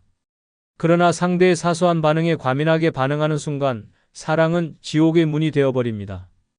감정의 요동은 고요해야 할 노년을 소란스럽게 만들고 결국은 삶의 균형마저 무너뜨립니다. 말에 예민해질수록 사랑은 멀어지고 고독만 짙어집니다. 실제 사례로 부산의 66세 이 여사는 온라인 커뮤니티에서 알게 된 64세 남성과 문자로 자주 소통했습니다. 매일 인사와 안부를 주고받던 중 어느 날 그 남성이 이틀 동안 답장을 하지 않았습니다. 이 여사는 속이 까맣게 타 들어갔고 무슨 일 있어요? 제가 혹시 기분 상하게 했나요? 왜 연락을 안 하시죠? 라는 문자를 연달아 보냈습니다. 남성은 그냥 병원에 입원 중이었어요 라는 답변을 남겼지만 이후 연락 빈도는 줄어들었습니다. 그 다음부터는 남성의 말투 하나에도 예민해지기 시작했습니다. 예전엔 웃으며 넘기던 오늘은 바쁘네요 라는 말에도 이젠 나한테 관심 없다는 뜻인가요? 라는 반응을 보였습니다. 결국 남성은 편하게 이야기 나누던 관계였는데 점점 숨막히네요 라는 말을 남기고 연락을 끊었습니다. 이후 이 여사는 지인들에게 내가 왜 그렇게까지 집착했는지 모르겠어. 문자 하나에 내 인생이 들쑥날쑥했어 라며 웃으며 털어놨지만 그 말 속에는 씁쓸함이 묻어났습니다. 상대의 말 한마디에 인생 전체가 흔들린다는 건 사랑이 아닌 감정의 중독입니다. 노년의 이성적 사랑에 집착하면 안 되는 5가지 이유 중 4번째는 체면과 자존심을 잃기 때문입니다. 노년의 이성적 사랑에 집착하게 되면 가장 먼저 무너지는 것이 체면과 자존심입니다. 그토록 지켜온 존엄함, 사람들 앞에서 당당했던 태도, 오랜 세월 쌓아온 인격이 단 한 사람 앞에서 산산조각납니다. 누군가의 관심을 얻기 위해 말과 행동이 과해지고 예전 같으면 절대 하지 않았을 행동들을 아무렇지도 않게 하게 됩니다. 상대의 눈에 들고 싶다는 욕망이 앞서면 자존심은 사치가 되고 체면은 거추장스러운 껍데기로 느껴집니다. 과도하게 친절해지고 불편한 부탁도 거절하지 못하게 되며 나도 모르게 비위 맞추기에 인생을 허비하게 됩니다. 자신이 무엇을 좋아하고 어떻게 살아왔는지는 중요하지 않습니다. 오직 상대가 원하는 대로 상대의 기분에 맞춰 움직이게 됩니다. 그 과정에서 내 목소리는 점점 사라지고 결국엔 자신이 누군지조차 모르게 됩니다. 더욱 충격적인 건 이런 상황에서도 자존심을 지키려는 마음과 현실 사이의 괴리가 점점 커진다는 점입니다. 겉으로는 나는 괜찮아, 그냥 편하게 지내는 사이야 라며 쿨한 척을 하지만 속은 끓고 마음은 불안정해집니다. 상대가 다른 이성과 웃으며 이야기하는 모습만 봐도 심장이 철렁 내려앉고 괜히 짜증이 나며 하루 종일 기분이 가라앉습니다. 그런 감정을 들키지 않기 위해 더 친절하게 굴고 더 애써 웃고 더 많이 챙기게 됩니다. 이것이 체면을 포기하는 지름길입니다. 주변 사람들도 변화를 눈치챕니다. 요즘 왜 그렇게 애쓰세요? 너무 마음 쓰지 마세요라는 조언도 체면을 잃은 사람에게는 다 잔소리로 들립니다. 자존심이란 건 누군가가 챙겨주는 게 아니라 스스로 지켜야 하는 것입니다. 그러나 집착에 빠진 사랑은 그 자존심을 서서히 부식시킵니다. 내 감정을 포장하려고 스스로를 속이고 그 사람 앞에서만은 애처럼 행동하게 됩니다. 노년에는 자존심이 곧 생존의 무기입니다. 자존심을 지키는 태도야말로 노년의 삶을 당당하게 만들어주는 힘입니다. 그런데 그 한 사람을 향한 마음 때문에 그 모든 것을 내려놓게 되면 삶 전체의 균형이 무너집니다. 나를 존중하지 않으면 누구도 나를 존중해주지 않습니다. 체면을 버리고 감정에 휘둘리기 시작하면 그 사랑은 결국 무너질 수밖에 없습니다. 실제 사례로 경기도 광주에 사는 69세 박 할아버지는 동네 요가 교실에서 만난 62세 여성에게 푹 빠졌습니다. 운동복에 향수를 뿌리고 항상 수업 30분 전부터 자리를 잡았으며 그녀가 좋아하는 커피 브랜드를 외워 매번 챙겨갔습니다.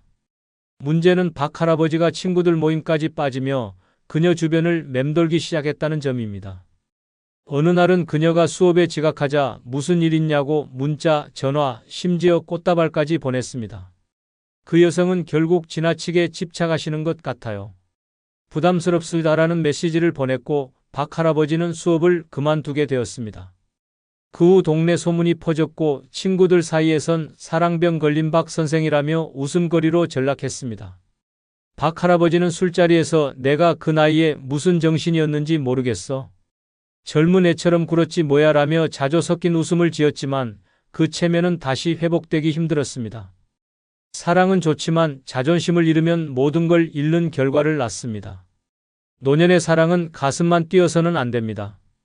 품격과 체면 그리고 자존감 위에 서 있어야 진짜 아름다운 인연이 됩니다. 노년의 이성적 사랑에 집착하면 안 되는 5가지 이유 중 5번째는 진정한 친구를 잃기 때문입니다. 노년의 이성적 사랑에 집착하게 되면 가장 먼저 멀어지는 존재가 진정한 친구입니다. 함께 밥을 먹고 수다를 떨고 외롭지 않게 하루를 나누던 친구들이 점점 뒷전이 됩니다. 이유는 단순합니다. 그 사람 생각으로 머릿속이 가득 찼기 때문입니다. 친구들의 조언은 잔소리로 들리고 충고는 질투처럼 느껴지며 대화는 그 사람 이야기로만 가득 차게 됩니다. 결국 친구들은 지치고 하나둘 자리를 뜨게 됩니다. 이성적 감정에 푹 빠지게 되면 사람은 변합니다. 평소엔 침착하고 배려심 있던 사람도 감정에 휘둘리면 자기중심적으로 변하게 됩니다. 그 사람이 기준이 되어 모든 판단과 행동이 결정되기 시작하고 친구들의 입장은 무시됩니다. 친구가 아파도 속상한 일이 있어도 그 사람과의 시간이 우선이 됩니다. 그렇게 진정한 친구들은 소외되고 오랜 관계는 서서히 금이 갑니다. 가장 안타까운 건 그 사랑이 끝났을 때 남는 게 아무것도 없다는 점입니다. 친구에게 털어놓고 싶어도 이미 멀어졌고 위로받고 싶어도 누구도 남아있지 않습니다. 외로운 감정에 매달려 사랑을 줬다가 진짜 소중한 관계는 놓쳐버린 것입니다. 이별의 아픔은 견딜 수 있어도 친구 없는 노년의 외로움은 지옥입니다. 그 고독은 가슴을 먹먹하게 하고 삶의 의미를 무너뜨립니다. 노년의 친구는 단순한 지인이 아닙니다. 병원에 함께 가줄 사람, 기력이 없을 때 손잡아줄 사람, 마음 터놓고 웃고 떠들 수 있는 사람이 바로 친구입니다. 그런데 그 소중한 사람들을 이성에 대한 감정 하나로 잃어버리면 노년의 삶은 위태로워집니다. 젊은 시절엔 다시 만들 수 있었던 우정도 나이가 들면 결코 쉽게 생기지 않습니다.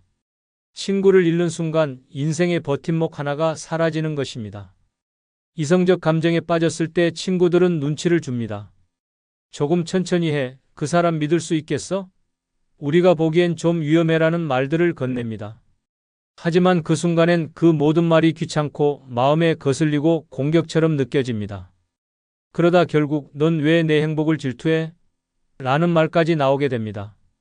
그렇게 수십 년 쌓아온 우정은 한순간에 무너지고 남는 건 고립된 감정뿐입니다.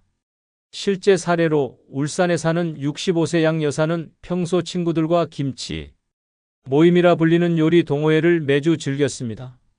10년 넘게 함께한 친구들과 음식도 나누고 건강 이야기부터 자식 자랑까지 끈끈한 관계를 이어오던 그녀는 어느 날 60대 후반의 남성과 요가 교실에서 만나 이성적 관심을 갖게 되었습니다.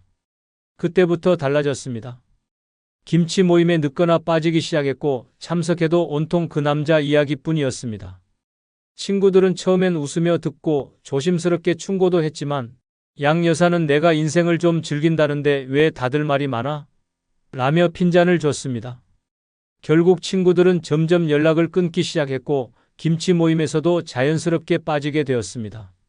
그런데 몇 달 후 그 남성이 다른 여성과 식사하는 장면을 직접 목격한 양 여사는 큰 충격에 빠졌고 그 길로 몸져 누웠습니다. 회복 후 다시 친구들에게 연락했지만 이미 관계는 예전 같지 않았습니다. 한 모임에서 양 여사는 김치 담글 줄 아는 건 여전한데 같이 담글 사람이 없네라며 허탈하게 웃었습니다. 그녀는 이젠 다시 친구들과 가까워지고 싶다고 했지만 친구들의 마음은 쉽게 돌아오지 않았습니다. 사랑 하나에 모든 걸 쏟아부은 대가는 10년의 우정이었습니다. 진정한 친구는 쉽게 잃고 다시는 쉽게 얻지 못합니다. 끝으로 여러분께 한 가지 부탁이 있습니다. 영상 아래에 나오는 제품을 누르시면 쿠팡으로 연결됩니다. 이렇게 쿠팡으로 연결된 후 아무 물건을 사셔도 제 채널에 약간의 수익이 발생하오니 앞으로 쿠팡에서 물건을 구입할 경우 이런 식으로 구입해 주셔서 본 채널에 간접 후원해 주시면 대단히 감사하겠습니다. 그럼 내일 아침 7시에 더 좋은 영상으로 찾아뵙겠습니다. 감사합니다. 요즘 아버지가 혼자 살겠다고 하세요. 이 나이에 독립이라니 미친 거 아냐? 아니, 엄마가 뭘 그렇게 잘못했대? 충격적인 대화는 한 가정에 고요했던 일상의 균열이 생겼음을 알려줍니다. 평생 묵묵히 가족을 지켜온 아버지가 이제는 아내와 거리를 두고 살겠다고 선언하는 시대입니다. 노년의 남성들이 조용히 짐을 싸며 말합니다. 이제 좀 나답게 살고 싶다. 더는 못 참겠다. 그 결정 뒤엔 우리가 상상조차 못한 깊고 오래된 절망이 숨겨져 있습니다. 이번 영상은 노년의 남성들이 아내에게 먼저 따로 살자고 하는 5가지 이유에 대한 영상입니다. 구독, 좋아요 누르시면 시작하겠습니다. 70대 초반의 김재석 씨는 은퇴 후 집에서 보내는 시간이 많아지면서 점점 말수가 줄어들었습니다. 오랜 직장 생활에서 쌓인 피로를 이제야 풀 수 있다는 마음으로 TV를 보거나 정원에 물을 주며 평온한 나날을 기대했지만 현실은 달랐습니다. 아내 박순자 씨는 하루 종일 그의 곁을 떠나지 않았고 집안일의 사사로운 부분까지 간섭하며 잔소리를 이어갔습니다. 당신은 왜 그렇게 게을러졌어? 라는 말부터 이제 돈도 못 벌면서 말은 왜 그렇게 많아? 라는 독설까지 김 씨는 하루에도 수십 번씩 마음의 상처를 입었습니다. 식사 시간도 지옥 같았습니다. 김치찌개에 고기가 없다고 투덜대면 아내는 당신이 이 집에서 뭘 했는데 고기를 봐라? 라며 목소리를 높였습니다. 결국 그날 저녁 김 씨는 밥그릇을 집어던졌고 박 씨는 소리를 지르며 집을 나가버렸습니다. 며칠 뒤 둘은 다시 한 집에 있었지만 서로 눈도 마주치지 않았습니다. 말 한마디가 칼날이 되고 침묵은 벽이 되었습니다. 그렇게 6개월이 흐른 어느 날 김 씨는 조용히 짐을 싸기 시작했습니다. 당신하고는 더 못 살겠어. 그냥 혼자 있고 싶어. 라는 말만 남기고 그는 집을 나왔습니다. 주변 친구들은 모두 놀랐지만 김 씨는 단호했습니다. 차라리 고독이 낫지 저 여편 내랑 사느니 죽는 게 낫겠더라고. 노년의 남성들이 먼저 따로 살자고 말하는 가장 흔하면서도 결정적인 첫 번째 이유는 바로 부부간의 갈등이 극단에 이르렀기 때문입니다. 수십 년을 함께 살아온 사이지만 은퇴 이후 하루 종일 마주하며 쌓이는 감정의 찌꺼기는 독이 되어 돌아옵니다. 일상의 반복적인 말다툼, 무시, 비난, 심지어 감정적 학대 수준의 언행까지 더 이상은 참고 살 수 없다고 느끼게 되는 것입니다. 많은 남성들은 결혼 생활을 감옥처럼 느낀다고 말합니다. 경제적 자유를 잃은 상황에서 아내의 지적과 통제를 매일같이 받다 보면 자존감은 바닥을 치고 분노는 내면 깊숙이 골마갑니다. 하지만 대부분은 참고 살다가 어느 날 갑자기 폭발하게 됩니다. 이러다 진짜 내가 죽거나 쟤를 죽이거나 하겠구나 라는 극단적인 생각을 하게 되는 순간 그들은 집을 나올 결심을 합니다. 특히 아내가 오랜 기간 가정의 중심에 있었고 남편보다 더 강한 성격일 경우 남편은 점점 위축되고 무력감을 느끼게 됩니다. 이 무력감은 시간이 지날수록 절망감으로 바뀌며 같이 사는 게 의미가 없다는 판단에 이르게 됩니다. 그들은 갈등의 해결을 기대하지 않습니다. 오히려 거리두기를 통해서만 평화를 찾을 수 있다고 믿습니다. 아이들에게조차 엄마랑은 이젠 못 살겠다. 이해해라. 며 눈물로 호소하기도 합니다. 결국 따로 살자는 말은 단순한 독립선언이 아닙니다. 오랜 기간 쌓여온 분노와 슬픔, 자존감의 붕괴가 만든 마지막 선택입니다. 그리고 이 선택은 점점 더 많은 노년 남성들의 공감을 사고 있습니다. 부부라는 이름으로 묶여 살아가는 것보다 홀로라도 마음의 평화를 찾고 싶은 것입니다.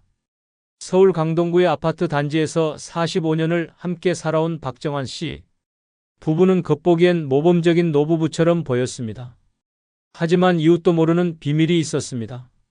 바로 박 씨는 매일 아침 눈을 뜨면 마음속으로 오늘은 제발 싸우지 말자고 기도부터 했습니다. 그리고 밤이 되면 내일은 제발 혼자이고 싶다고 되뇌었습니다. 그는 매일 아내의 하루 일과를 외워야 했습니다. 몇 시에 일어나고 몇 시에 약을 먹고 어떤 채소를 싫어하고 어떤 방송을 보면 화를 내는지까지 숙지해야 했습니다. 마치 시한폭탄과 함께 사는 기분이었다고 말했습니다. 박 씨는 자다가도 벌떡 일어나 아내의 숨소리를 확인해야 했습니다. 아내가 기침이라도 하면 왜 이제야 물을 가져오냐며 화를 냈고 그가 TV 채널을 돌리기라도 하면 나는 이거 보려고 하루를 기다렸는데 당신은 나한테 아무 관심이 없구나라는 말이 날아왔습니다. 심지어 친구를 만나러 나가려 할 때도 밖에 나가서 뭐 할 건데? 그 나이에 친구가 뭐가 중요해? 라는 비아냥을 들으며 현관에서 싸움이 벌어졌습니다. 어느 날은 문 앞에 신발이 2켤레 있다는 이유로 외도를 의심받기도 했습니다. 박 씨는 그날부터 친구 집에 신발을 맡겨두고 맨발로 다니기 시작했습니다. 결정적인 날은 박 씨가 오래전 결혼 기념일을 깜빡한 날이었습니다. 그는 아내 앞에서 무릎을 꿇었지만 아내는 넌 평생 나한테 그런 식이었어. 아무 감정 없이 그냥 옆에 있는 사람처럼이라고 외쳤습니다. 그날 밤 박 씨는 한숨도 못 자고 노트에 글을 적었습니다. 같이 산 시간이 형벌 같았다. 나는 누구의 남편이기 전에 나 자신이고 싶다. 제발 좀 쉬고 싶다. 그리고 이틀 후 그는 조용히 짐을 쌌습니다. 아이들에게는 편지 한 장만 남겼습니다. 아빠는 도망가는 게 아니야. 이제야 숨 좀 쉬려는 거야. 노년의 남성들이 먼저 따로 살자고 말하는 두 번째 이유는 오랜 결혼 생활에 지쳤기 때문입니다. 수십 년간 반복된 갈등, 감정 소모는 마음을 완전히 갉아먹습니다. 처음엔 가족을 위해 참습니다. 다음엔 자식을 위해 참습니다. 그러다 어느 순간 참는 이유조차 사라집니다. 매일 반복되는 일상이 감옥처럼 느껴지고 부부라는 이름이 족쇄처럼 무겁게 다가옵니다. 사는 게 아니다는 말이 현실이 됩니다. 많은 남성들은 자신도 모르는 사이에 결혼 생활 속에서 감정 노동자가 됩니다. 감정 표현은 금지되고 상대의 기분을 살피는 것이 일상이 되며 자신은 점점 사라집니다. 결혼 초에는 사랑이었지만 나중에는 의무와 책임만이 남습니다. 이런 삶은 결코 지속 가능하지 않습니다. 자신을 위한 시간, 공간, 말 한마디의 여유조차 없이 오직 상대방의 기분에 맞춰야 하는 하루는 노년의 남성에게는 치명적인 고통이 됩니다. 문제는 이런 지침이 누적되면서 생기는 무력감입니다. 이 사람이 변할 리 없다. 이 생활은 평생 이럴 것이다라는 절망감은 더는 싸울 힘조차 남지 않게 만듭니다. 그러다 문득 드는 생각이 그냥 혼자 살면 안 되나? 입니다. 더 이상 누구에게 설명하지 않고 눈치 보지 않고 그냥 자신의 속도로 살아보고 싶은 갈망이 터져 나오는 것입니다. 이러한 결단은 단순한 변심이 아니라 수십 년간 쌓인 피로의 결과입니다.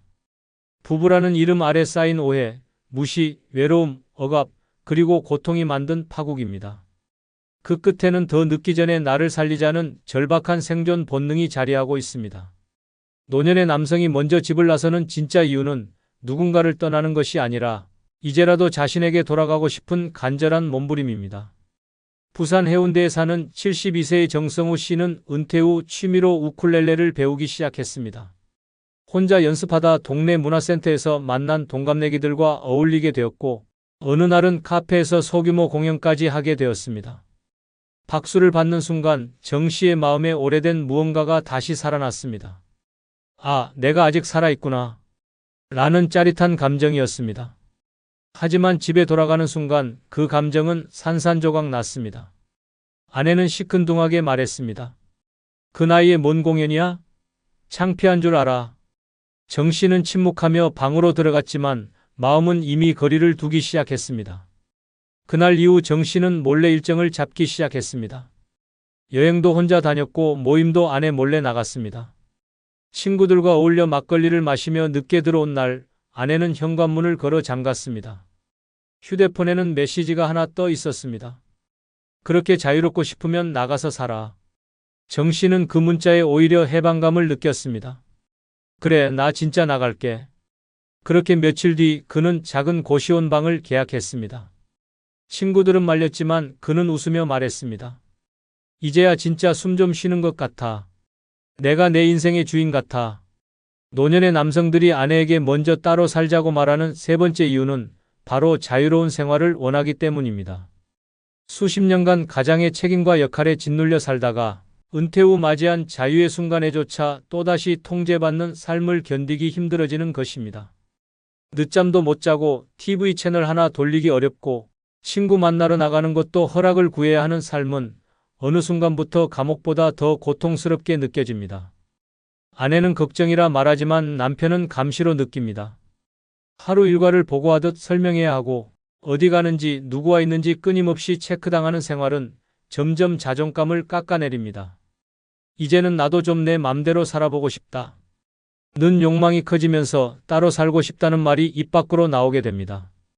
그 말은 단순한 독립선언이 아니라 억눌렸던 인생 전체에 대한 반항이며 마지막 자존심을 지키려는 몸부림입니다. 특히 노년이 되면 사람들은 죽음을 점점 더 가까이 느끼게 됩니다. 그런 순간에 나는 지금 누구를 위해 살고 있는가? 라는 질문이 강하게 밀려옵니다. 가족을 위해, 아내를 위해, 자식을 위해 살아온 세월이 너무 길었다는 생각이 들면서 이제는 정말 나 자신을 위해 살고 싶다는 절실함이 생깁니다. 그리고 그 절실함은 타인의 인정보다 자유를 선택하게 만듭니다. 놀랍게도 이렇게 자유를 찾아 떠난 남성들 중 많은 이들이 비로소 웃고 노래하고 활력을 되찾는 경우가 많습니다. 아침에 일어나 커피 한 잔을 마음대로 마실 수 있다는 것, 아무도 눈치 주지 않는 곳에서 취미를 즐길 수 있다는 것, 혼자 있는 시간이 고요하게 흐른다는 것이 얼마나 소중한지 깨닫게 됩니다. 그 자유는 단순한 외부 조건이 아니라 자기 자신을 회복하는 시간입니다. 아내에게 먼저 따로 살자고 말하는 남편은 사실 가족을 버리는 사람이 아니라 자신을 되찾는 사람입니다. 지나친 통제와 의무감 속에서 무너져가던 자아를 마지막으로 꺼내기 위한 선택입니다. 그 선택이 이기적으로 보일 수 있지만 실은 너무 오랫동안 참고 살아온 결과입니다. 자유는 사치가 아니라 생존입니다. 남은 인생을 억눌림 속에 살기보다 하루라도 진짜 나로 살아보고 싶은 노년. 남성들의 선택은 지금 이 순간에도 조용히 현실이 되어가고 있습니다. 서울 동작구에 사는 74세 윤병기 씨는 새벽 4시에 일어나는 것으로 하루를 시작합니다. 젊은 시절부터 몸에 밴 습관이라 눈이 자동으로 떠집니다. 반면 아내는 오전 10시가 되어야 겨우 일어납니다. 윤 씨는 이 시간 차이가 지옥의 시작일 줄은 몰랐습니다.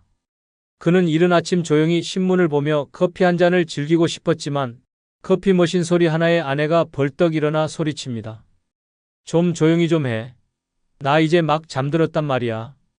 밤이 되면 상황은 뒤집힙니다. 윤 씨는 9시만 되면 졸음이 쏟아져 침대에 눕고 싶은데 아내는 그때부터 드라마를 보기 시작합니다. 텔레비전 볼륨은 귀가 찢어질 듯하고 가끔씩 터지는 웃음소리는 윤 씨의 얕은 잠을 깨워버립니다. 결국 윤 씨는 귀마개를 끼고 이불을 뒤집어 쓰고 자야 했습니다. 그렇게 몇 달이 지나자 윤 씨의 얼굴엔 점점 그늘이 드리워졌습니다. 아침에도 시끄럽다고 밤에도 시끄럽다고 나더러 언제 살라는 거야? 라는 말이 입에서 저절로 튀어나왔습니다.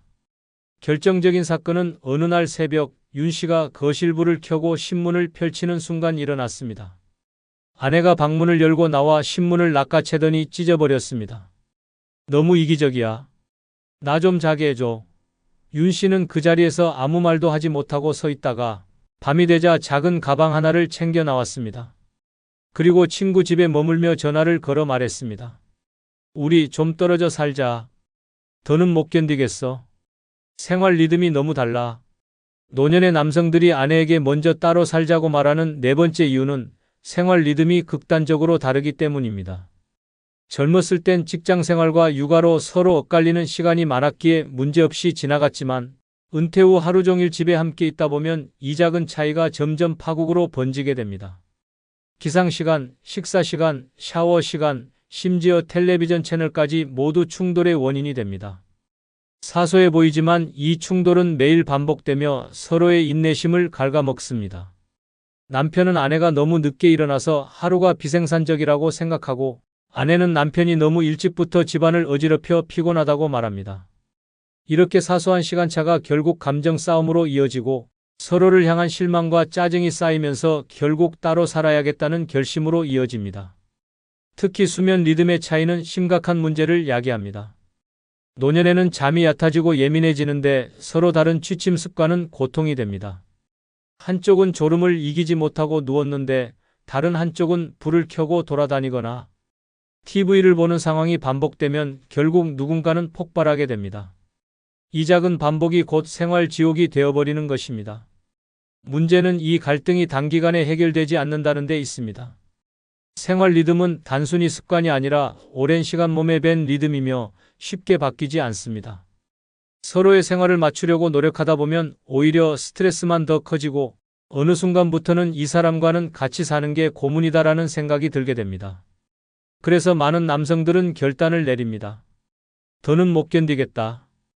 혼자라도 제 시간에 자고 제 시간에 일어나고 싶다. 이 결단은 단순한 이기심이 아닙니다. 노년의 건강과 정신을 지키기 위한 최소한의 자기 보호이자 더 이상의 불필요한 갈등을 피하려는 최후의 선택입니다. 각자 다른 생활 리듬을 존중받지 못할 바에야 차라리 떨어져 사는 것이 서로를 위한 길이라고 판단하는 것입니다. 노년에 따로 사는 것은 이혼이나 파탄이 아니라 건강한 거리두기입니다.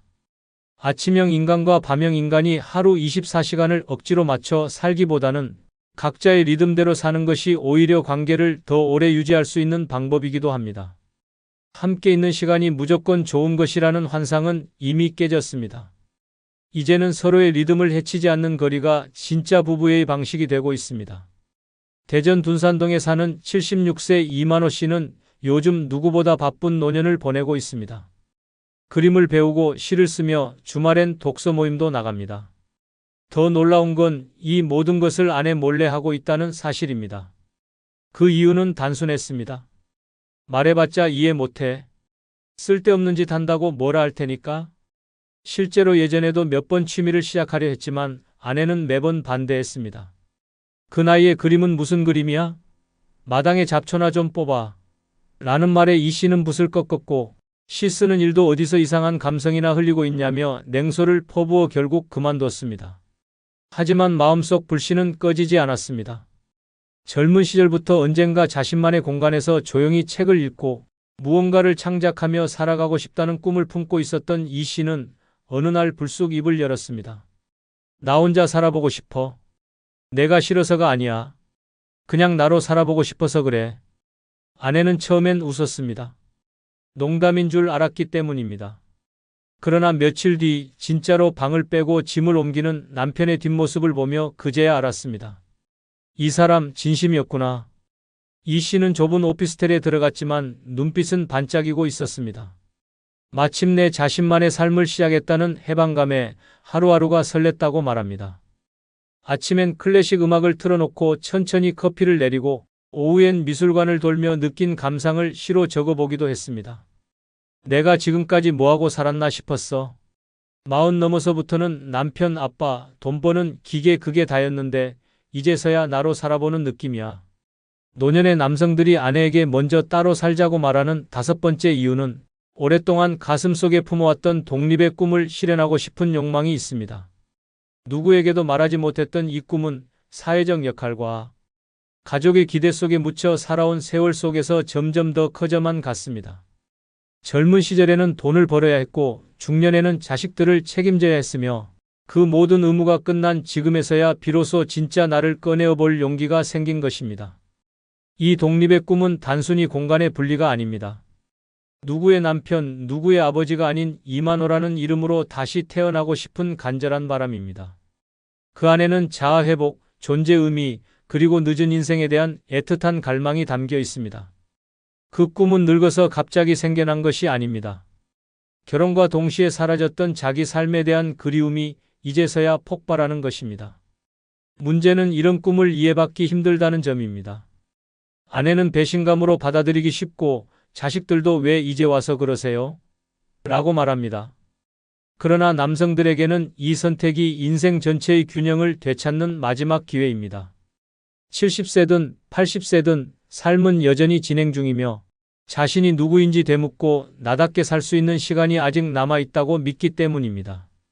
오랜 결혼 생활 동안 눌려왔던 감정, 포기했던 취미, 억눌렸던 자아가 이제야 살아나고 있습니다. 누군가는 늦었다고 말하겠지만 당사자들에게는 지금이 아니면 영영 기회가 없다고 느껴집니다. 이 독립은 이혼도 아니고 가정을 버리는 행위도 아닙니다.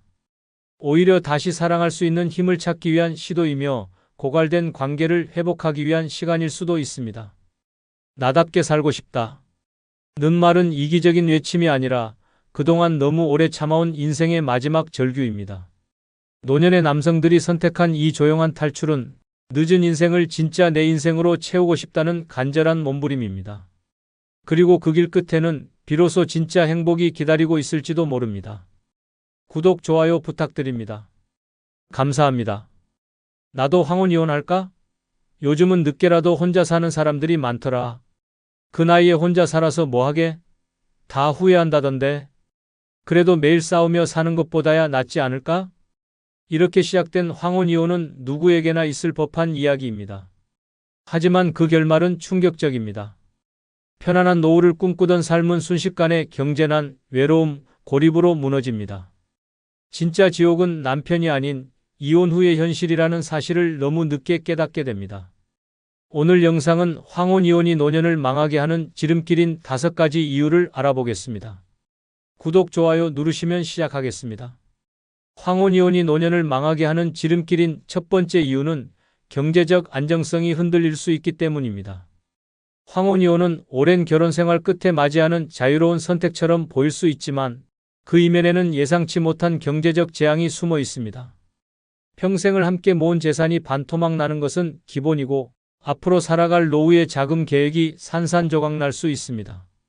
특히 여성의 경우 전업주부로 살아온 시간이 길수록 이혼 이후의 경제적 자립은 꿈같은 이야기에 불과합니다.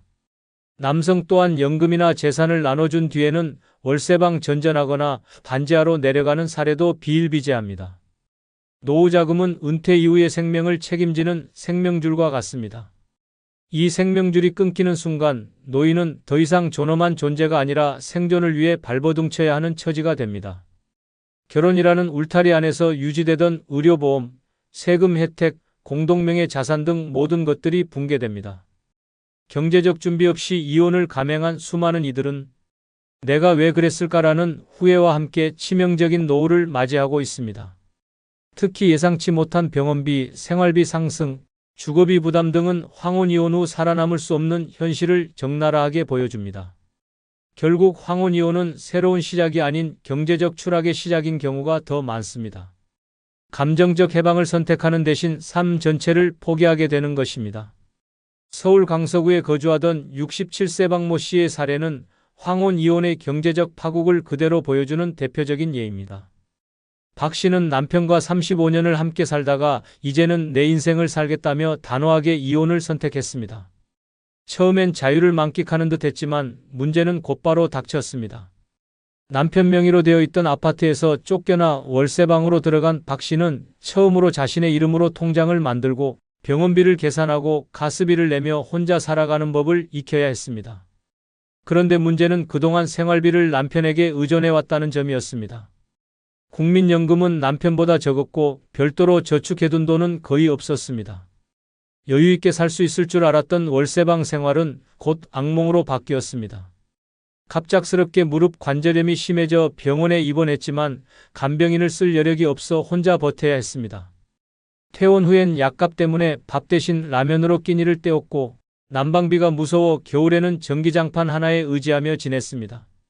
생계비를 벌기 위해 마트 계산원 아르바이트를 알아보았지만 연령 제한에 걸려 거절당했습니다.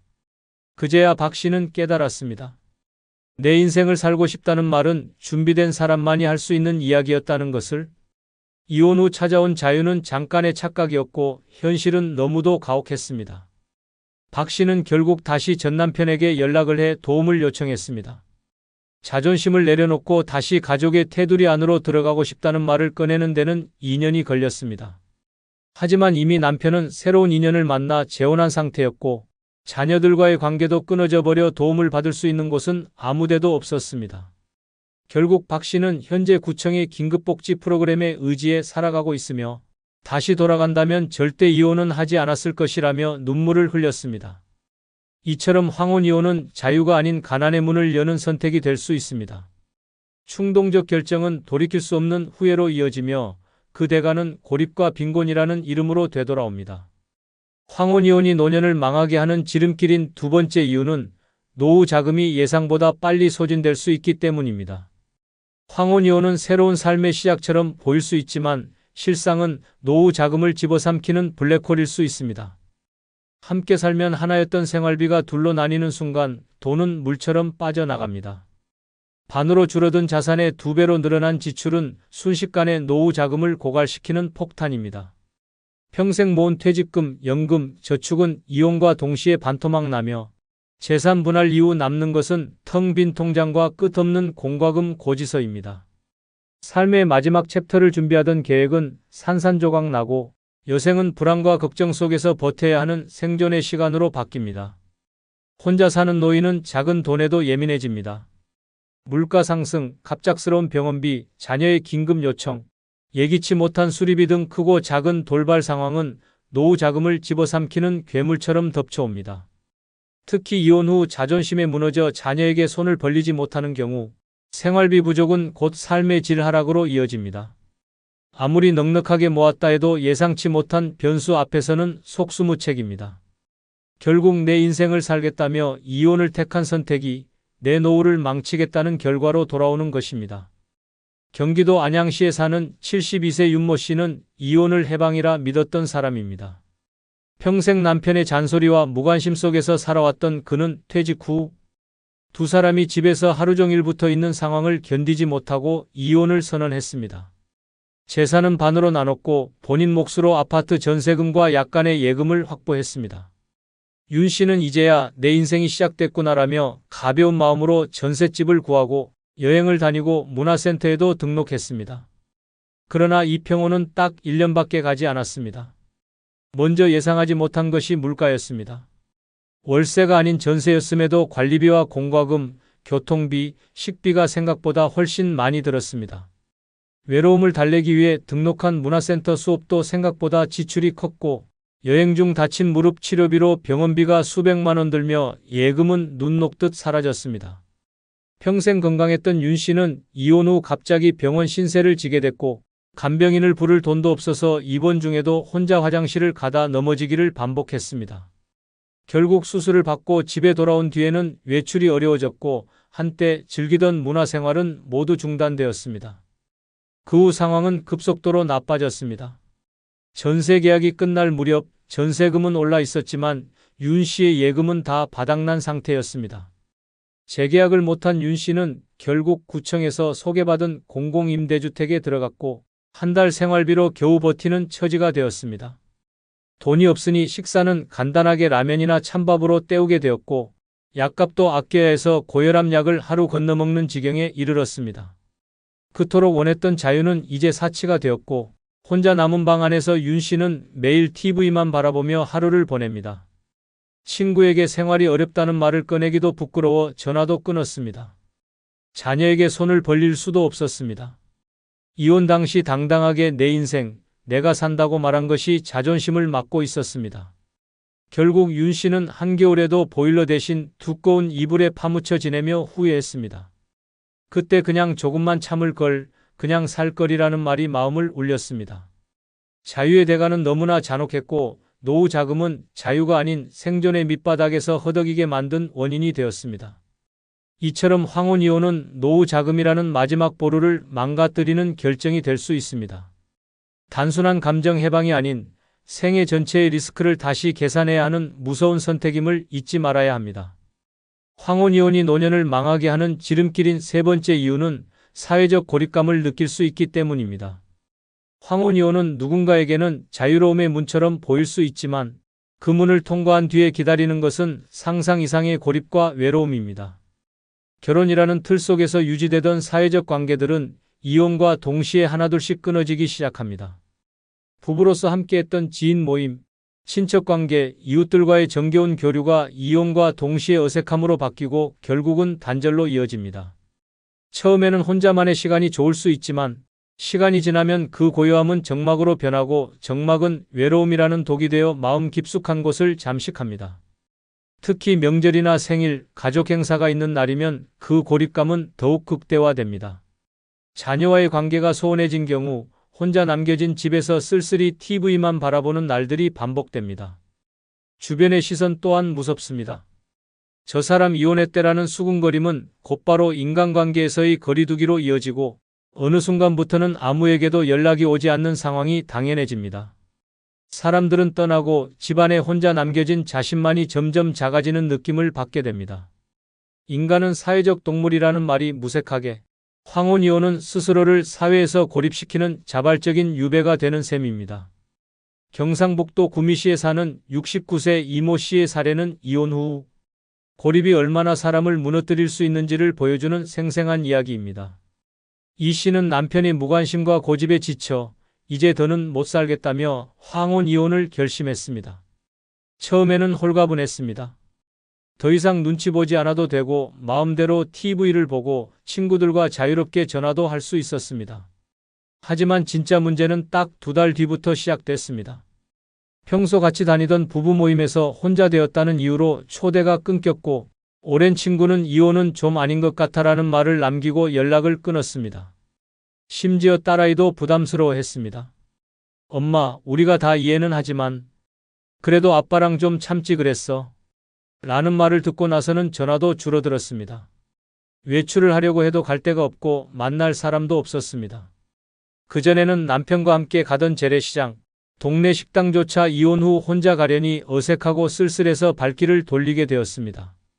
그렇게 조금씩 사람들과의 연결고리가 끊어지면서 이 씨는 하루 종일 집에만 있는 생활을 시작하게 되었습니다. 가장 큰 충격은 생일날 찾아왔습니다. 아침부터 핸드폰을 붙잡고 누군가의 축하 메시지를 기다렸지만 정적만이 이어졌습니다. 문자는커녕 스팸 메일조차 오지 않았습니다. 결국 편의점에서 조각 케이크 하나를 사와서 촛불도 없이 조용히 먹으며 눈물을 훔쳤습니다. 그 순간 자유란 참 잔인하다는 생각이 들었습니다. 내 인생을 살겠다는 그 결심이 결국은 아무도 없는 인생을 만든 셈이었습니다. 이 씨는 이후 우울증 증세를 보이기 시작했고 결국 정신과 진료를 받게 되었습니다. 처음에는 인정하지 않으려 했지만 자신도 모르게 말수가 줄고 거울을 보지 않게 되고 누구와의 연락도 피하게 되는 자신을 보며 스스로 놀랐다고 말했습니다. 지금은 구청에서 연결해준 노인복지센터를 통해 주 1회 모임에 참석하고 있지만 여전히 마음속에는 공허함이 가득하다고 말합니다. 혼자 살겠다고 했지만 혼자가 이렇게 무서울 줄 몰랐어요. 그냥 조금만 참았으면 어땠을까 하는 생각을 매일 해요라는 말은 너무도 무겁게 들렸습니다. 황혼 이혼은 단지 배우자와의 결별이 아닌 세상과의 관계를 끊는 위험한 선택이 될 수 있습니다. 자유로운 선택이라고 착각했던 순간이 결국은 고립과 외로움이라는 감옥에 스스로를 가두는 일이 될 수 있다는 사실을 반드시 기억해야 합니다. 사회적 고립은 단순히 외로운 감정이 아니라 인간으로서의 존엄과 삶의 활력을 송두리째 앗아가는 무서운 그림자입니다. 황혼 이혼이 노년을 망하게 하는 지름길인 네 번째 이유는 주거 환경이 불안정해질 수 있기 때문입니다. 황혼 이혼이 주는 가장 무서운 대가는 단연 주거 불안정입니다. 결혼 생활 동안 지켜온 집은 단순한 공간이 아닌 삶의 중심이자 안식처였습니다. 그러나 이혼과 함께 그 집은 흔적만 남은 추억으로 변하고 현실은 이사 가방 하나 들고 갈 곳을 찾는 비참한 상황이 됩니다. 재산 분할로 내 몫의 돈은 손에 쥐었지만 그 돈으로는 내 이름 하나 붙일 집을 구하는 것이 하늘의 별 따기입니다. 아파트 전세금은 천정부지로 치솟고 보증금 없는 월세방은 곰팡이와 벌레가 가득한 쪽방일 때가 많습니다. 특히 여성의 경우 그동안 남편 명의로 된 집에서 살아왔다면 더욱 심각합니다. 법적으로 절반의 권리를 주장할 수 있어도 현실에서는 이혼과 동시에 집에서 쫓겨나는 것이 일상입니다. 갑자기 시작되는 집 없는 인생, 이삿짐 센터 기사들의 차가운 눈빛, 중개업자의 이 나이에 혼자세요? 라는 한마디가 가슴을 후벼 팝니다.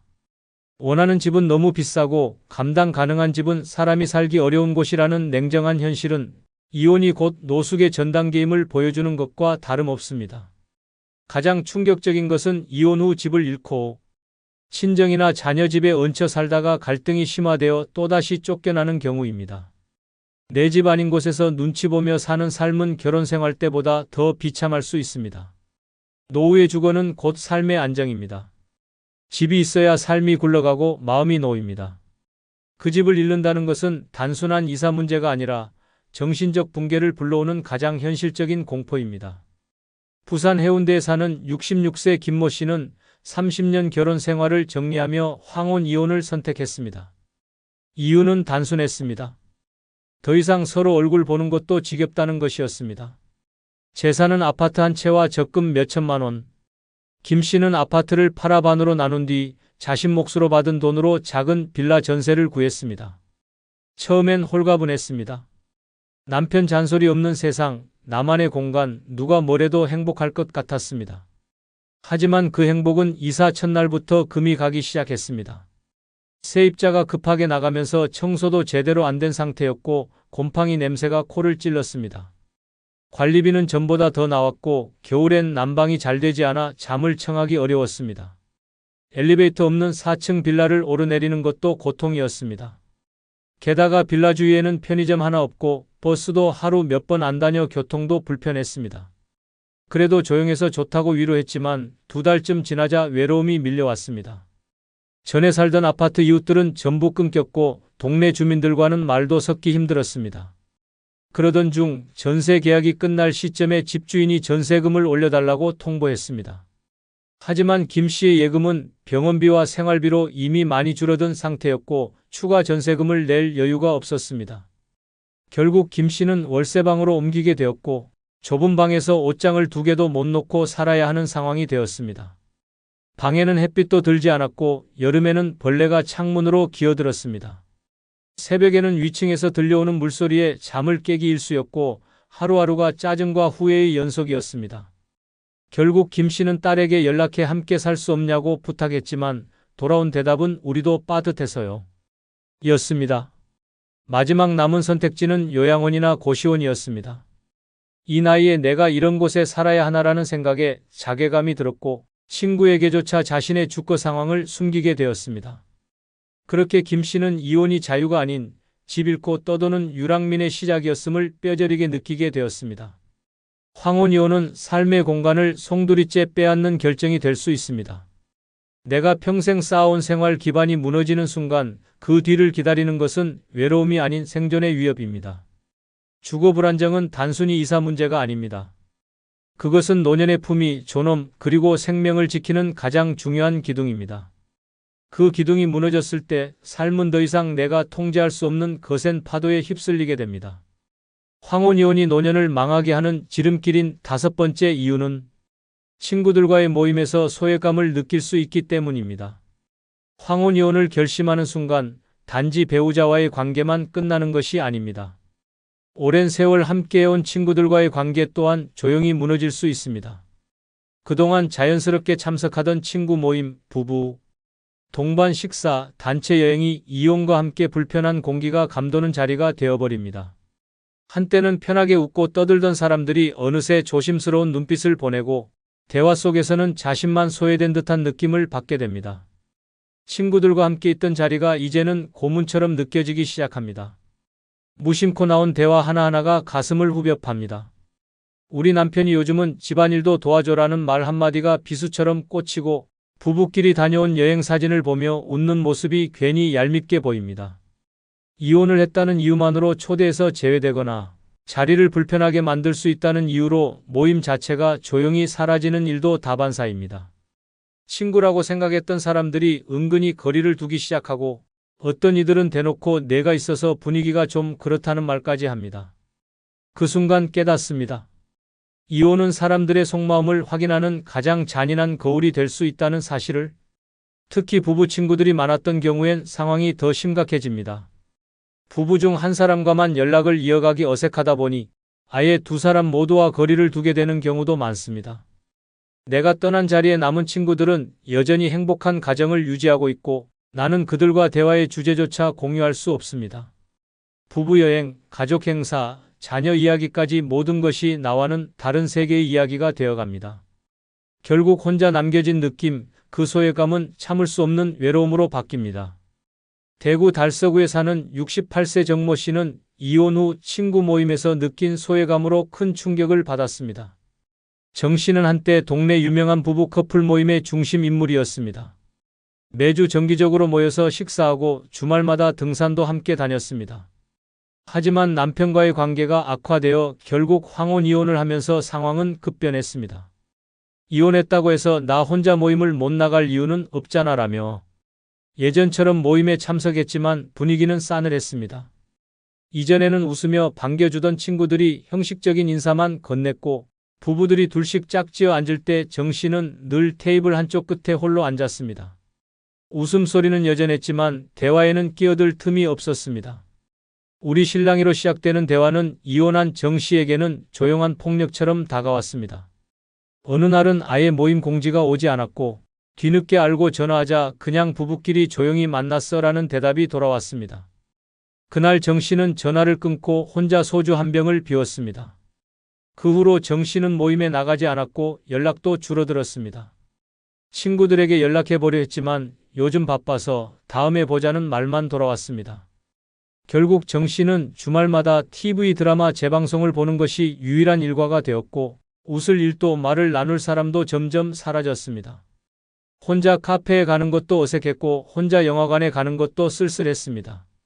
이혼은 했지만 친구는 남을 줄 알았어. 그런데 아니더라고라는 말은 정 씨가 지금껏 겪은 모든 상처에 농축된 한마디였습니다. 황혼이혼은 단지 부부와의 이별이 아닙니다. 함께 웃고 울던 친구들과의 관계도 흔들리게 만드는 무서운 선택입니다. 친구들과의 모임에서 소외감을 느끼는 순간 사람은 존재의 이유를 잃게 됩니다. 관계는 삶의 기반입니다. 그 기반이 무너지는 순간 자유는 사라지고 고독만이 남습니다. 황혼이혼을 고민하는 사람이라면 이혼 이후 친구들과의 거리가 얼마나 무서운 상처가 될 수 있는지를 반드시 생각해 봐야 합니다. 소외는 생각보다 더 깊고 그 상처는 오래 남습니다. 황혼이혼은 감정의 해방이 아니라 인생의 붕괴가 될 수 있습니다. 이혼 후 찾아오는 건 행복이 아니라 막막함, 자유가 아닌 생존입니다. 남은 인생은 길고 돌봐줄 사람은 없으며 현실은 냉정하기만 합니다. 나이 들수록 필요한 건 평온과 안정이지 혼자가 주는 환상이 아닙니다. 충동적인 황혼이혼은 사랑을 끝내는 게 아니라 삶 자체를 망치는 지름길일 수 있습니다. 이 선택 정말 준비되었습니까? 구독, 좋아요 누르면 복이 옵니다. 감사합니다.